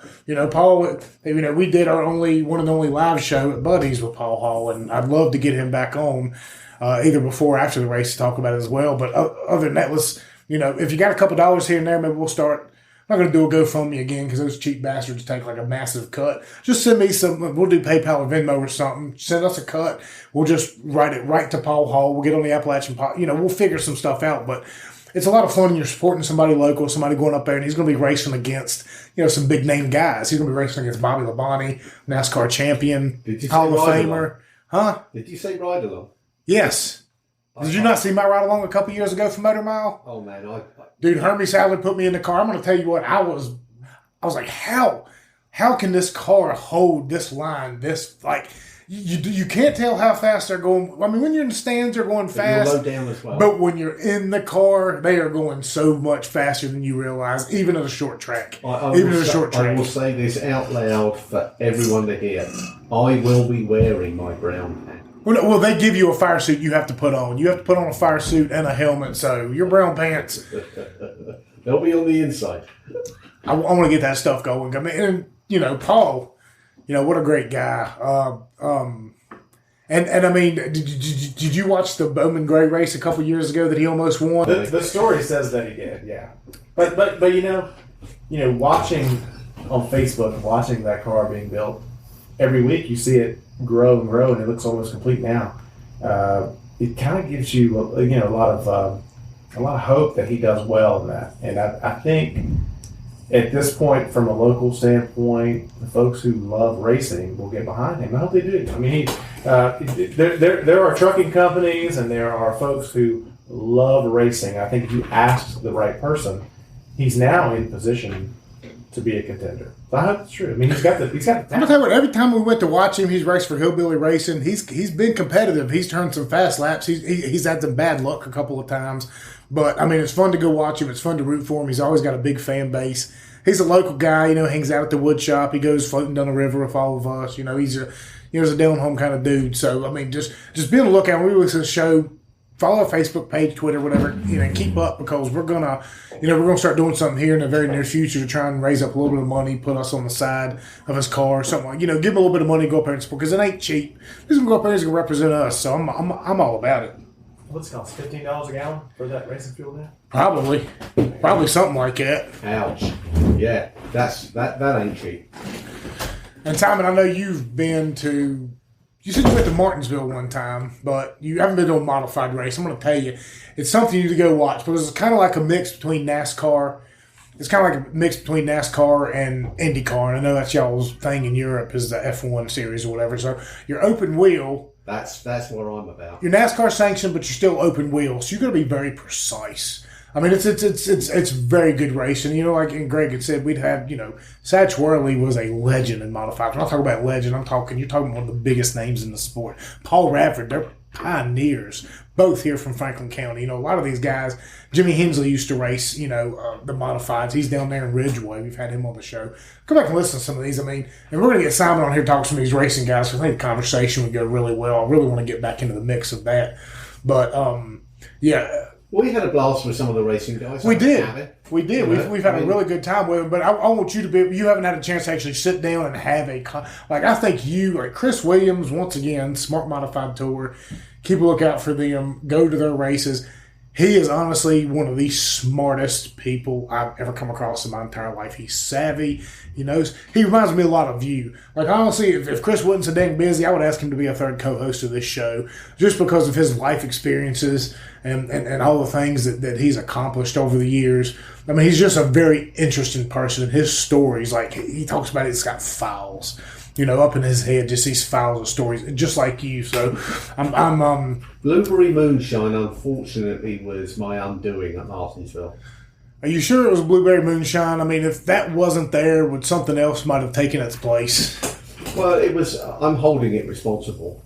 So, what year was this? Do you recall? Goodness me! It must have been 6-7 years ago now. Do you remember who won the race? I've got no idea. Do you remember your favorite part of the race? The one thing that I do recall was that there was no big pile-up. Well, you're not going to really get that very often at a short track because they're not going fast enough. The big one's got to come at a massive track. It's not going to come at a shorter track. It was just like everyone goes to F1 to see a couple of things, as I'm sure NASCAR is as well. You want to see a couple of poor racing decisions that have consequences. Everybody goes to the races for the wrecks, is what you're trying to say. Well, I'm trying to be polite about that. That's why you win. I mean, that's fine and dandy, but we need to get you to it because modified's a whole different ball game. I mean, honestly, when you get to a short track, the modifieds are faster than NASCAR. You go down to Martinsville, and the fastest lap ever turned was by a modified, not by NASCAR. They are fast, and and when he was talking about Richie Evans earlier, like Daytona is a big track in the NASCAR world. It's 2.5 miles. They get up to 200 miles an hour. It has claimed a lot of lives. It has over the years, because you're going at massive speed. It killed Earnhardt. It killed Neil Bonnet. There's been a bunch. Martinsville has had a lot of fatalities just to be a short track, especially in the modified world because those cars got so fast. A lot of times back in the day, their throttles would stick going into the turn. And, it would just go, and that's what happened to Richie, the throttle stuck. Zombak, I'm not sure if you remember when Charles Zombak got killed. That was, he was the next big thing after Richie. And when Charlie J got killed in Martinsville, it was awful. Yeah. It was, I don't even know how to explain it because it was pretty terrible back then to know that your two biggest heroes in modified racing had gotten killed right here at the home track. So, yeah, Martinsville has been a crazy place. And you want to put me on a ride along? Well, that's at New River. That's a different speedway, Pulaski Motor Park, whatever it's called now. Martinsville too. The NASCAR modifieds are coming to Martinsville in October, I think, as well, right before the big race. I want to go down there for that. But the Smart Modifieds is a different tour, but the names are just as big. You're talking WWE, WCW back in the 90s. They're neck and neck. I'm a bit disturbed about your motives behind this. No motives at all. I want you to get out there and experience it. Chris has been an integral part of this show. He's been a massive influence. And I like bringing people together. I like people going up there and experiencing the modified races for the first time because, we've had some pioneers on this show. We've had some great stories, and to go up there and add to it and let Simon now kind of get a piece of it and experience is something I'm interested in doing. I'm glad you brought that up because I want to reach out to Chris tomorrow and get him on before that show. Well, Daniel and I used to go to Bowman Gray with Satch. We were like little bitty kids, and we'd be walking on the track after the race. The Mystic Missile, that was his car. Yep, the number 4. And, that was his NASCAR. I don't know what he drove in the. I don't know what he drove at Bowman Gray. He drove some different cars down there. He was the Hayes Jewelers car for a while, which I think was.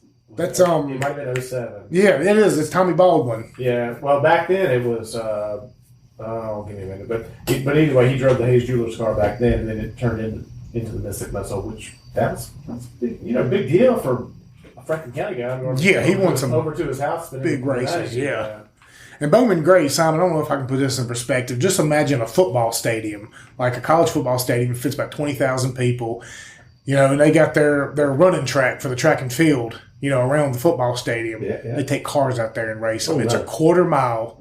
And it's WWE wrestling. The fans in there, they get there early. They've had their spots for 50 years. And if you get there and get in their spot, they're going to fight you. Fans are fighting fans. Drivers are running through the infield across the football field, smashing into other cars when they get wrecked. I mean, it's called the Madhouse. They did a reality show on this about 10 years ago called the Madhouse. One of the people that were featured on was Burt Myers. We've had him on the show as well. TV star.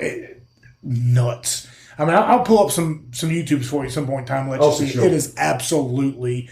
You know what I'm talking about. Yeah. Even Satch is like, hell with that place. Speedy Thomas. Satch does not. Speedy Thomas, who used to drive for. Yes, that's right. You're absolutely right. I hope I'm right. It's Yeah. been a long time. If I'm wrong about this, all the. I'm excited about that. I'm excited about. The world, people are gonna be like, "What's he talking about?" I'm excited about Paul getting back in the mix of things.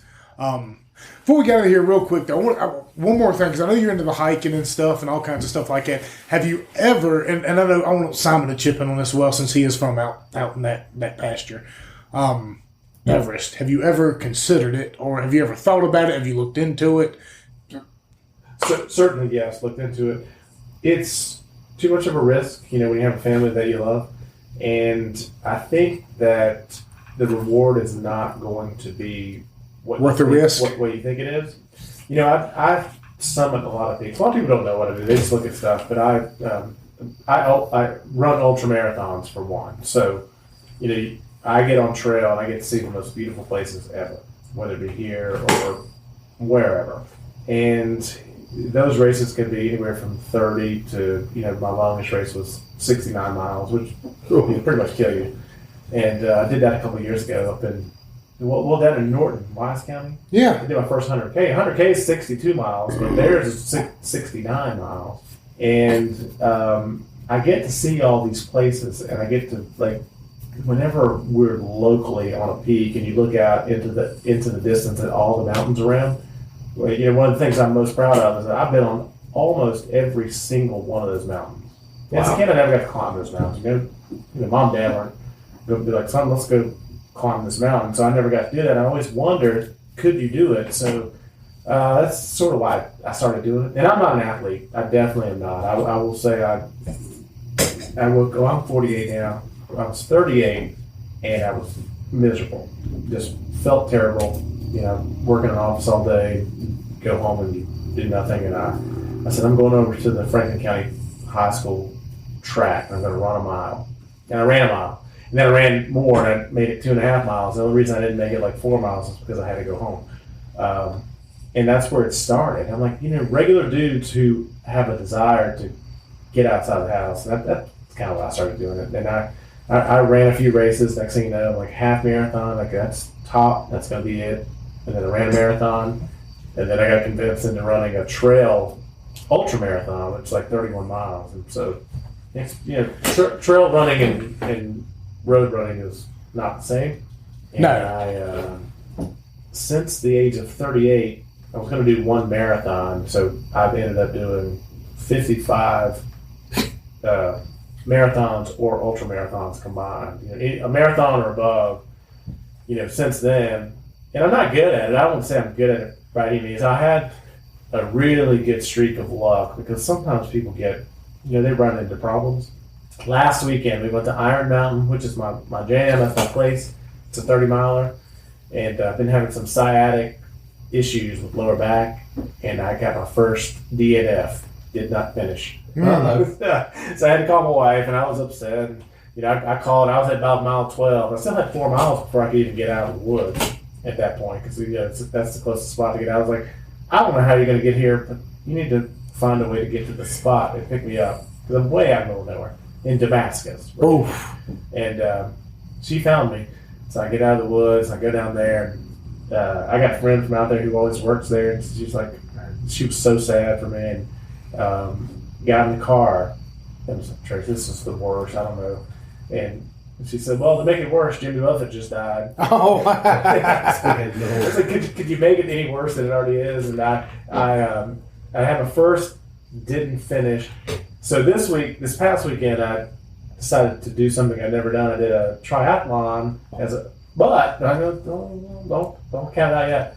You run and then you bike and then you get in a kayak instead of swim.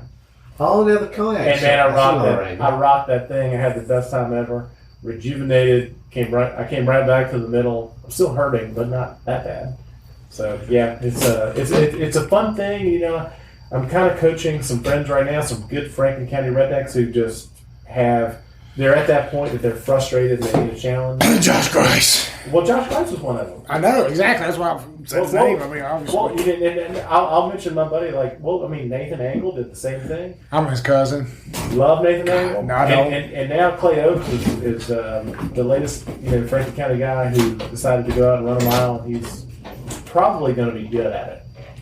But Josh shows up at the Blue Ridge Marathon every year, does not train, and probably doesn't run 10 miles in between one marathon and the other. He'll show up at the Blue Ridge Marathon and just run it. And do it. So this year I said, I had a big spring. I was like, I'm just going to run with you.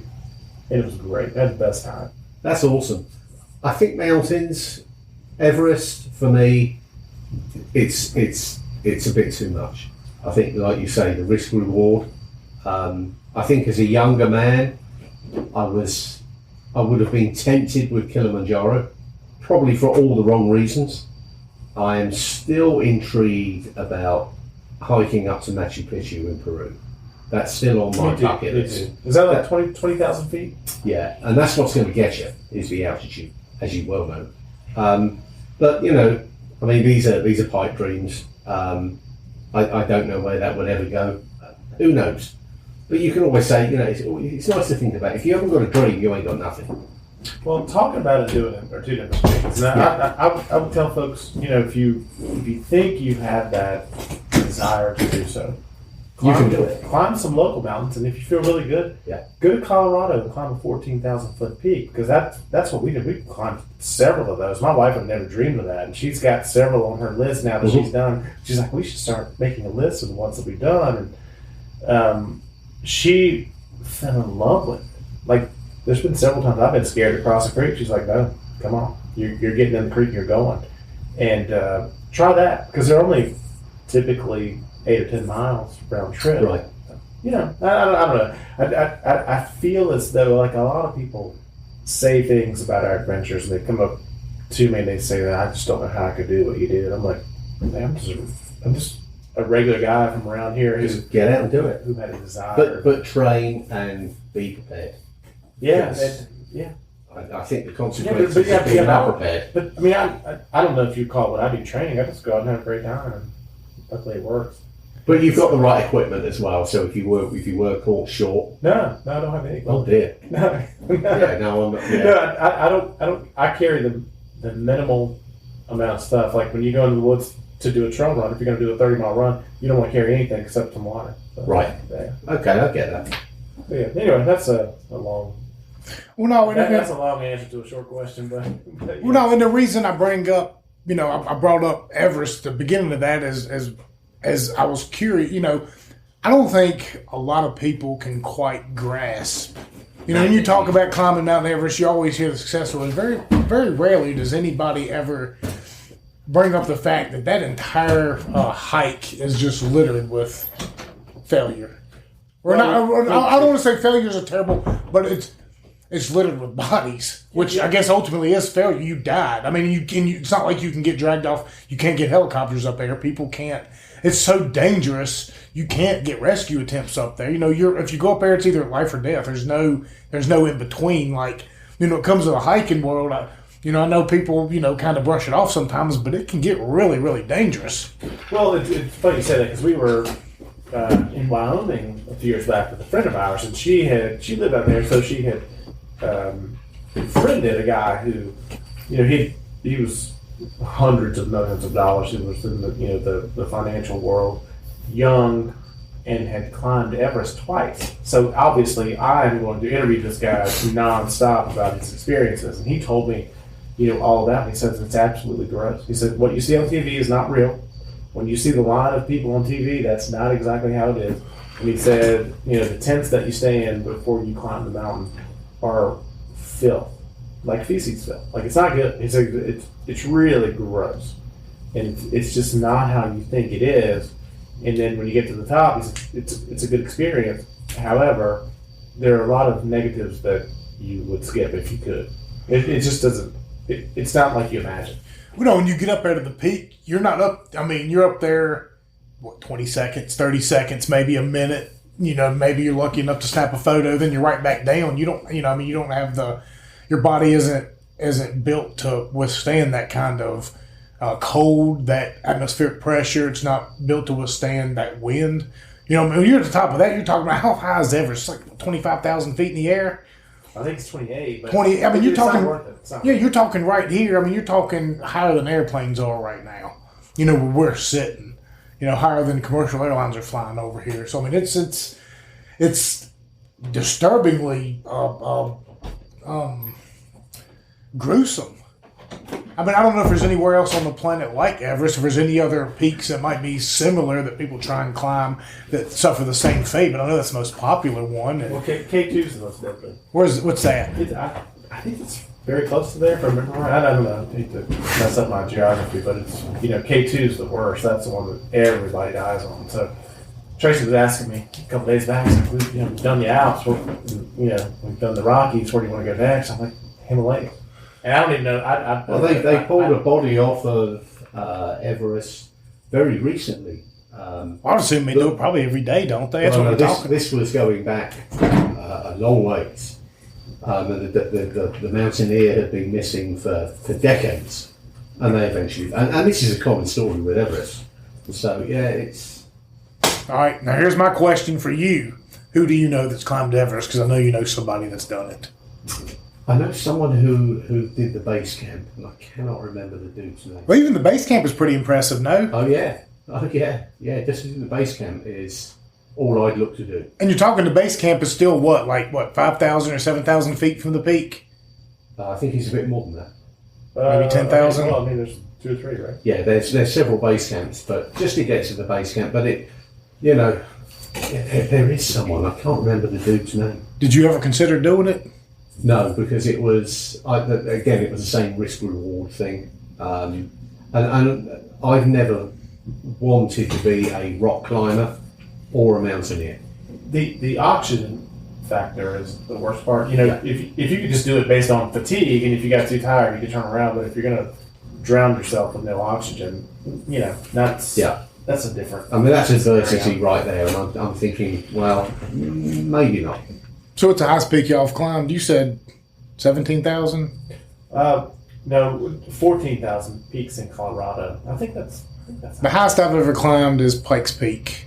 Well, that's 14, isn't it? I climbed it in the car. In a Taurus. Well done. Just say.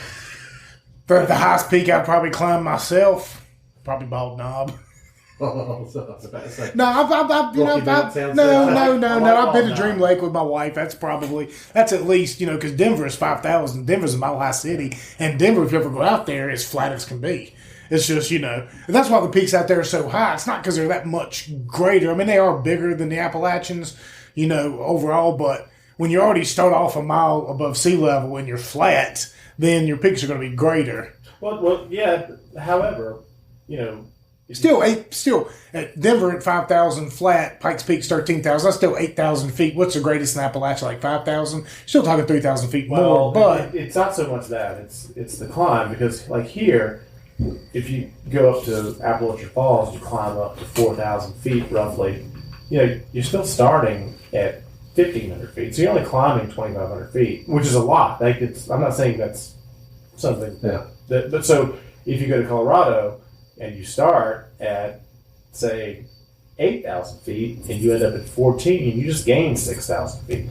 That's a lot. Yeah, I wouldn't mind actually. I mean, if I was a dreamer and younger, I'd definitely like to have a crack at Mont Blanc. What's that? Well, we stayed right under Mont Blanc, yeah, and the wind was so bad every day that we were taking the gondola up, and every day that we tried to go, you couldn't go. So we took the gondola to the other side and went up all the other directions. But we went halfway up to Mont Blanc, and they stopped you. They wouldn't let you go to the top. I mean, I just can't imagine the views from the top. Yeah. I mean, they would be. That is the Alps. But no, I mean that's not for me. That's not my that's not my cup of tea. I don't think. The great thing about the Alps, not like the Rockies. Like the Rockies, you have to climb from the bottom at your car to the top. In the Alps, you can take a gondola every direction, pretty much, and you hike sideways, and you still gain a lot of vert, but you can get in the best part. You can get into the zone to make the final approach. Well, yeah, but you can do all the best parts without the original 3,000 feet of gain. Right. Yeah. I love it. I need to get back into shape. I need to get back out there and do a little bit of hiking. There's some local spots around here I've never done. McAfee's Knob. I'm not because I'm fat and lazy. Time where I can do it with my kids as well. So I need them now to get to the point to where they can both walk. My daughter's old enough, so I think we might be to the point now. Maybe next spring we'll be able to make the walk with her. Next week. Leave the son behind. Maybe he's a few years out, but I want to do that. I want to do what's the one up there in Giles County, the falls, Cascades. Yeah, there's another spot. There's somewhere in Virginia. I saw some pictures of this here recently. It looks like it's somewhere out west. It's these massive rocks, almost in squares, that look marble and go all the way up. The channel. Yes, where's that? That's near the Cascades, isn't it? Go to Abington and go north. Okay. A little bit. Absolutely. Do you know what I'm talking about, Simon? No, I don't. Hold on. Say it again, because I want to show him a picture real quick. The channels. Where's Mount Washington? I forget New where. Hampshire? Yeah, I think that's where Jonah is going. Yeah, that's not near the channel. No, but he's looking. He came in just a few moments ago to pick up the Appalachian flag, so that he could take it to whichever peak he's looking to. I'm thinking of something. We're thinking of something else. The channels look beautiful. That's something. I'm thinking of something different. This kind of looks like, Riff Raff looks like at the lake where they have all the rocks on the bank and stuff. This looks like that in Virginia, but on a massive scale, and the rocks are so much bigger.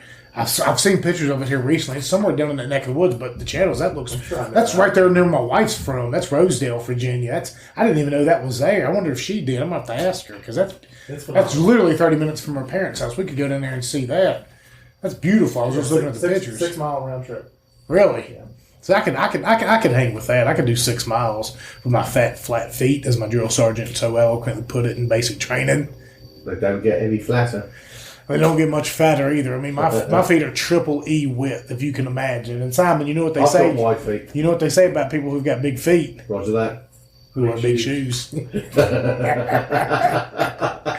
Touche. All righty. All right, this is probably a good place to stop. Greg, God Almighty, thank you so much for coming on. I think we had a really good time. Very good. And we need to do it again. I'm sorry it took so long. I think what happened is we got you on the Christmas show right there, and I was like, all right, that can hold us over long enough.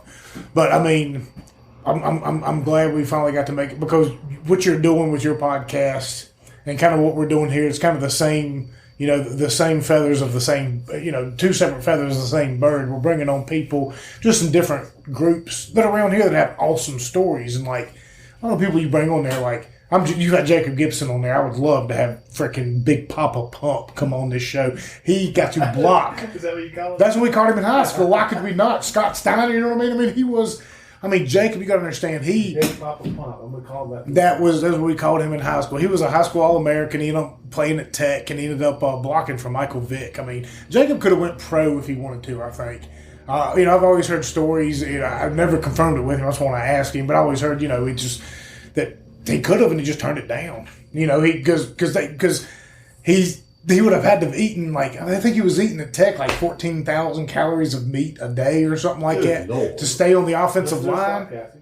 Yeah, I mean, because that's where I heard it from. That's what I was trying to recall. But I mean, he was up. I remember my senior year in high school. Of course, was his freshman year up there, and I'll never forget it. They did. I think it was Running Times, and they did this big thing about the first day of practice for Tech. And Beamer had them run, like all the freshmen run 10 100-yard sprints back and forth. And he was the first one to make it, and he fell across the line when he did it. You know what I mean? He had a lot of heart. The Gibsons they're a good family. And that's what it takes, actually. Really? Yeah, absolutely. We had a hill at one of the rugby grounds I used to play at, and it was a nightmare. It was steep, and you had to grab a guy similar weight and go up this hill, and it was brutal, absolutely brutal, and you would throw up. There's no question. If you weren't, if you didn't throw up, you weren't trying, and that's what it takes. Yeah, I thought Jonah was going to come hang out here for a minute. He just came to grab the Appalachian flag. Thought he'd sit up here and hang out and talk for a second. I know he grabbed it. Grab this one. I'm going to hit up. I'll hit him up tonight. We'll figure that out. All right, we'll go ahead and get off here on that though. But Greg, thank you so much for coming on here. GJ Beat. Where can they find you? And I know they find you on Facebook. You anywhere else? Yeah, it's Spotify. If you look up the GJ Beat podcast, it'll pop right up. And I just want to thank you guys. Of course, we've been listening to each other for a long time, and I had some influence from you as far as my sound equipment, and I feel like we've helped each other out a lot, and I really appreciate being able to absolutely. hang out, because I've seen the pictures of this room so much, and it ain't all it's cracked up, is it? Carter Sheila being in here, not me, and hold on, who? Carter Sheila. Well, hold on, not just Carter Sheila, Josh Grice as well. He's been in here a couple of times. Josh Grice doesn't bother me. I think we need him and Carter back in here to tell some stories. That's going to be happening. Hope here in the next month. I'll be on the lookout for that. He's got some. Man, we could probably, it'd probably be a 4-hour show. That's fine. We can split it up into two. Knock out two birds with one stone. We just got to tell Heather. We got to tell Heather, hey Heather, deal with it, woman. Just deal with it, woman. Because Heather's the type of lady that's going to appreciate somebody looking at her and say, "Deal with it, woman." I can always get a throat punch. I'm gonna always guarantee that's gonna work out fine. Yeah, but I appreciate you guys having me. I mean, it's kind of cool. No, we like it, man. We need to get you on here more. Like I said, we need y'all to support us. Patreon.com/GetOnTap and subscribe. That way we can afford to do 2 shows in a week. We've got so many guests lined up. We've got so many people in the backlog. I'd like to get to more of them. It's hard, each and every week I've got 30 people trying to figure out how I'm going to get them back on here in the next, between here and December. But we got a lot of good shows coming up. We got a lot of good people on deck. I don't really know who's going to be coming up next week because it really is a week-to-week thing from here. But I'm hoping next week. I'd really like to get in touch back with the guys from Safe Side Tactical. I want to get them back on here.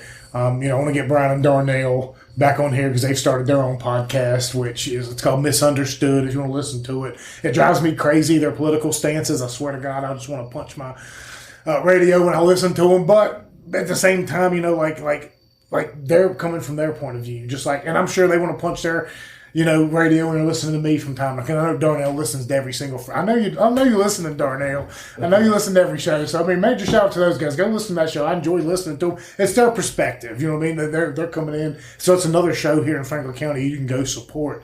I want to get them back on here and talk about their show and argue about some of the things. Touch back on the things we talked about last year. I'd like to get Holland actually back on and have a more lucid Holland Purdue. Oh yes, I'd like to get Holland Purdue back on. To have a more free conversation, because I understand that he had to be a little bit guarded when we had him on. I like Holland. I do not anticipate getting any politician on here and finding a free, not one that's been elected by chance. You'll get a lot of free thought from the guys running for office. Like Mike Tremont a couple weeks ago, he was phenomenal. Running for the Libertarian presidential nomination. But when you get them on there, I understand they gotta walk their line and play. I don't appreciate it or like it, but I understand it. Hey, could you say at least 2-3 words in redneck before we get off here? I don't really have too many redneck expressions. I don't mean expressions. I mean, could you do the accent? Or no? I'm just give him some words and we'll see where we go. Yeah, no, I'm dreadful. I can't even do Roscoe Pico Train. I can't even do it. That's a big check for my little bad buddy. That was actually pretty good. I'll try. I just kind of wanted to hear you, for comedy purposes, to say a few words in redneck, like get in the truck. Oh, what was that? Get in the truck. Did you bring that beer with you? Did you? Yeah, it's not very good. Not at all. No, I didn't think it would be. Well, Simon's proper. I don't know about that. All right, so you can find him Spotify. God almighty, Simon. Hey, don't make This is the most unprofessional podcast on the planet. I don't know how we've managed to make it as far as we've made it. Well, But- we're on the FBI list now, so that's great. We've been on that for a long time. I think we've been on that at the very least since we did our Shall Not Be Infringed episode before you were even a full-time member. Oh yeah, and that was Which we're going to do another one here soon. We're going to do another Shall Not Be Infringed, hopefully with the guys from Safe Side Tactical. I want to get Jordan back on here. I'm going to get his bosses and stuff. They've done a lot of really good things. Also, real quick before we get off here, shout out Rocky Mountain Burger Company, of course. Brian, every single time, they are phenomenal supporters of this show. And I'm not saying they sit there and throw us money. No, Brian doesn't. In fact, to be completely honest with y'all, since May, I think Brian has agreed to throw me a little bit of money each month, to advertise. And I have yet to go in and like download his code or whatever or accept any. It is so inconsequential to me. Like, I know Brian, he opens up his restaurant to us. I couldn't give a rat's ass if he gives me that money or not. I know whenever I want to, actually download the password and get the app, the money been waiting for me. I haven't even did it. I just give him the shout out because he's a good person. He's really supported the show a lot. And the food is really good down there. The music's really good down there. And the upper room, what's it called? The what? The barrel room. Yes, it's phenomenal upstairs. We've done a couple of shows up there here recently. I've had a couple of events up there, and he's housed us. And shout out to Trinity. She every time we have an event upstairs, she shows up. We also have the Appalachian Smokehouse. Well, I'm going to get to them. You're putting the cart in front of the horse now, Simon. I wanted to get to them next because we've got a lot of things, hopefully, in the near future, to do to support these people. Buddy as well up there at Rocky Mountain Smokehouse. We had our fantasy football draft last weekend with Nathan Engel, Josh Grice, a bunch of us guys. I made history as a participant. I'm not going to go into that on this show. Maybe next time. For as far as double drafting is concerned, but we had that whole event. Man, I got invited to that. You should have went. You should have went and played Wolf. Dude, that is. I told Simon to come down. I told Simon to come down. I was invited to ride down, and I did not. You are missing out. Look, next year, it is a party. It is a hell of a time. We go out there, play wiffle ball. The kids are in the lake swimming or whatever. And this go round, Buddy provided the food for us. All my buddies are in the league. I told them, I said, when I say Buddy provided the food, I mean Buddy provided. That's why Buddy doesn't pay me to sponsor the show, but I mention him just about every single show because of cool stuff like that. You know what I mean? Like every now and then I go in there and he'll throw me a beer or something. This time, I told him, I said, hey, I need you to, I want to make food for this event, take it down to my buddies, and went in there to pay the tab, and they said, no, it's on the house. Like, I fully anticipated. So when I got down to the show, I told everybody, pay me what you want. Some of them gave me money, some of them didn't. I got it for free. I don't care about taking their money. I hate them so much, especially when it comes to fantasy football. I don't like any of them. So I was glad to take their money. But shout out to Rocky Mountain Smokehouse, Buddy. Their food is it's always phenomenal every time I go in there, and the service is always good, and there's always a good act. And we're going to start doing some more shows in there as well. Are we doing another quiz night? Yes, we are. That's coming. Living Proof, close to the end of October, whatever. I don't know the exact date right now. But mark it on your calendar. It's going to be the Wednesday before whatever Martinsville race weekend is coming on. Simon and I are going to be doing a race car trivia night. So first and foremost, I need all the rednecks around to come out and test your redneck trivia for NASCAR. And then Brian and Darnell, since y'all come out last time for country music trivia, I want y'all to come out for this one as well, put a team together. And see, I'll do an F1 and a drag race category as well. I think Jim has sent me some, I got to fill out some questions because I want to do a couple of categories that focus on local, like some that have answers that are going to involve some of the guys we talked about Can we twist with Jim's arm on that particular evening that we have English ale available? Let me hit him up tomorrow and ask him and ask Rob. Like, Rob, look, Simon's coming back up in here. He wants the English ale. If you can have it ready by that point in time, maybe make it a selling point. Nothing goes better with NASCAR than English ale. You know what I mean? What could possibly go wrong? I mean, exactly, absolutely. God bless. The third time I've dropped that thing tonight. I hope it doesn't show up. All right. let's get out of here. Patreon.com/GetOnTap for anybody who wants to subscribe or help out, or at Get On Tap for Venmo and Cash App to do a one-time donation. We sincerely appreciate all that you do to help us. He is Greg James, the GJ Beat on Facebook, and you can find them on Spotify. I highly recommend it. There's some great shows in there. Listen to every single one of them except for the Josh Grice episode, because you're not going to learn anything new or interesting. I hate to tell you about that. That's your worst show you've ever done.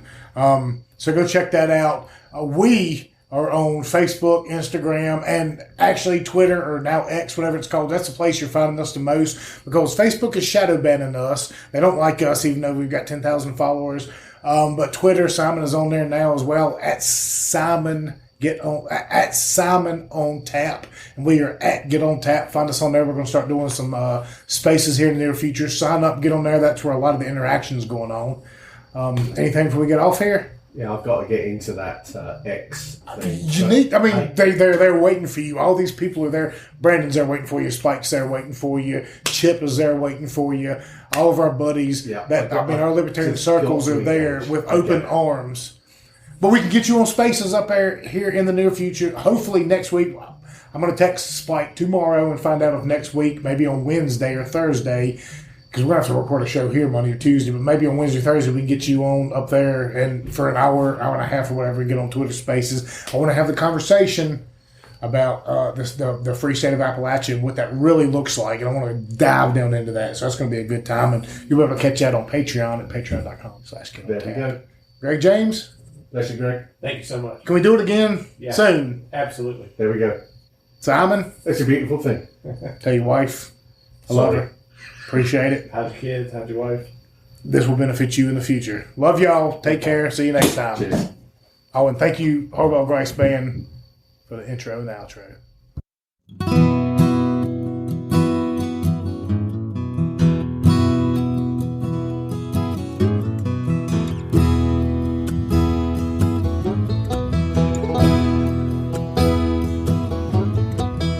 We didn't signal while changing lanes. They pulled him over, found her cocaine. She said, I love you. Yes, I love you forevermore.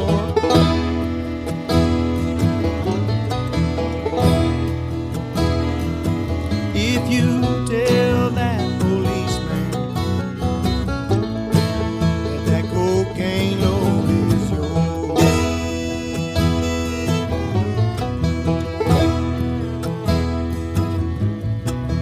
he spent time locked up while she ran around.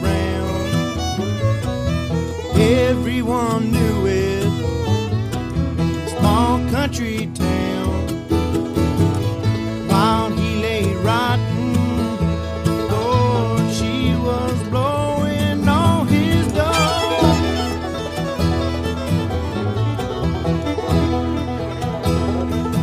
And the day they released him, well, he had nowhere to go.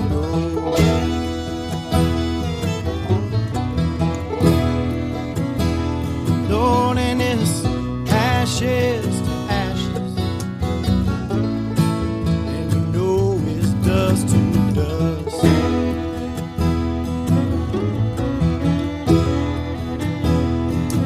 Just another low down woman that a man can't trust.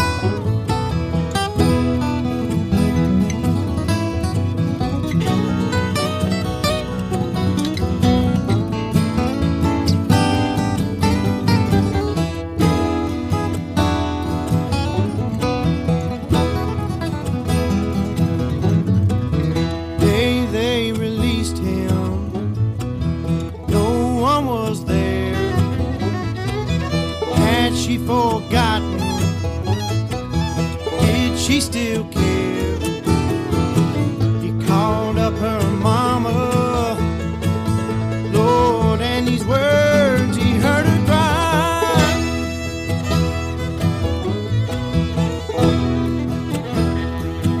Lord, that no good daughter of mine spend all your money on cocaine, overdosed and died.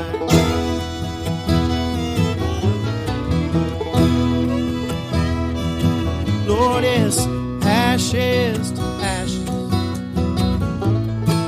and you know it's dust to dust.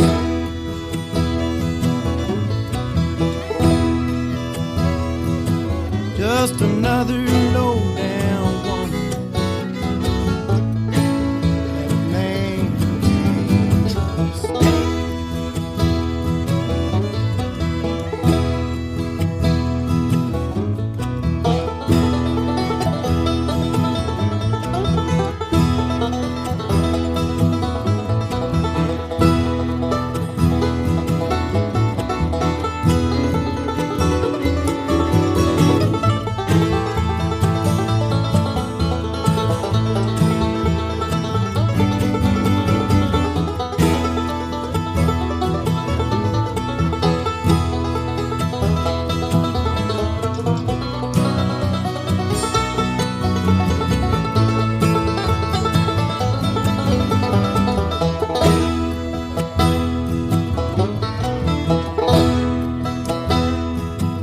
In the spring,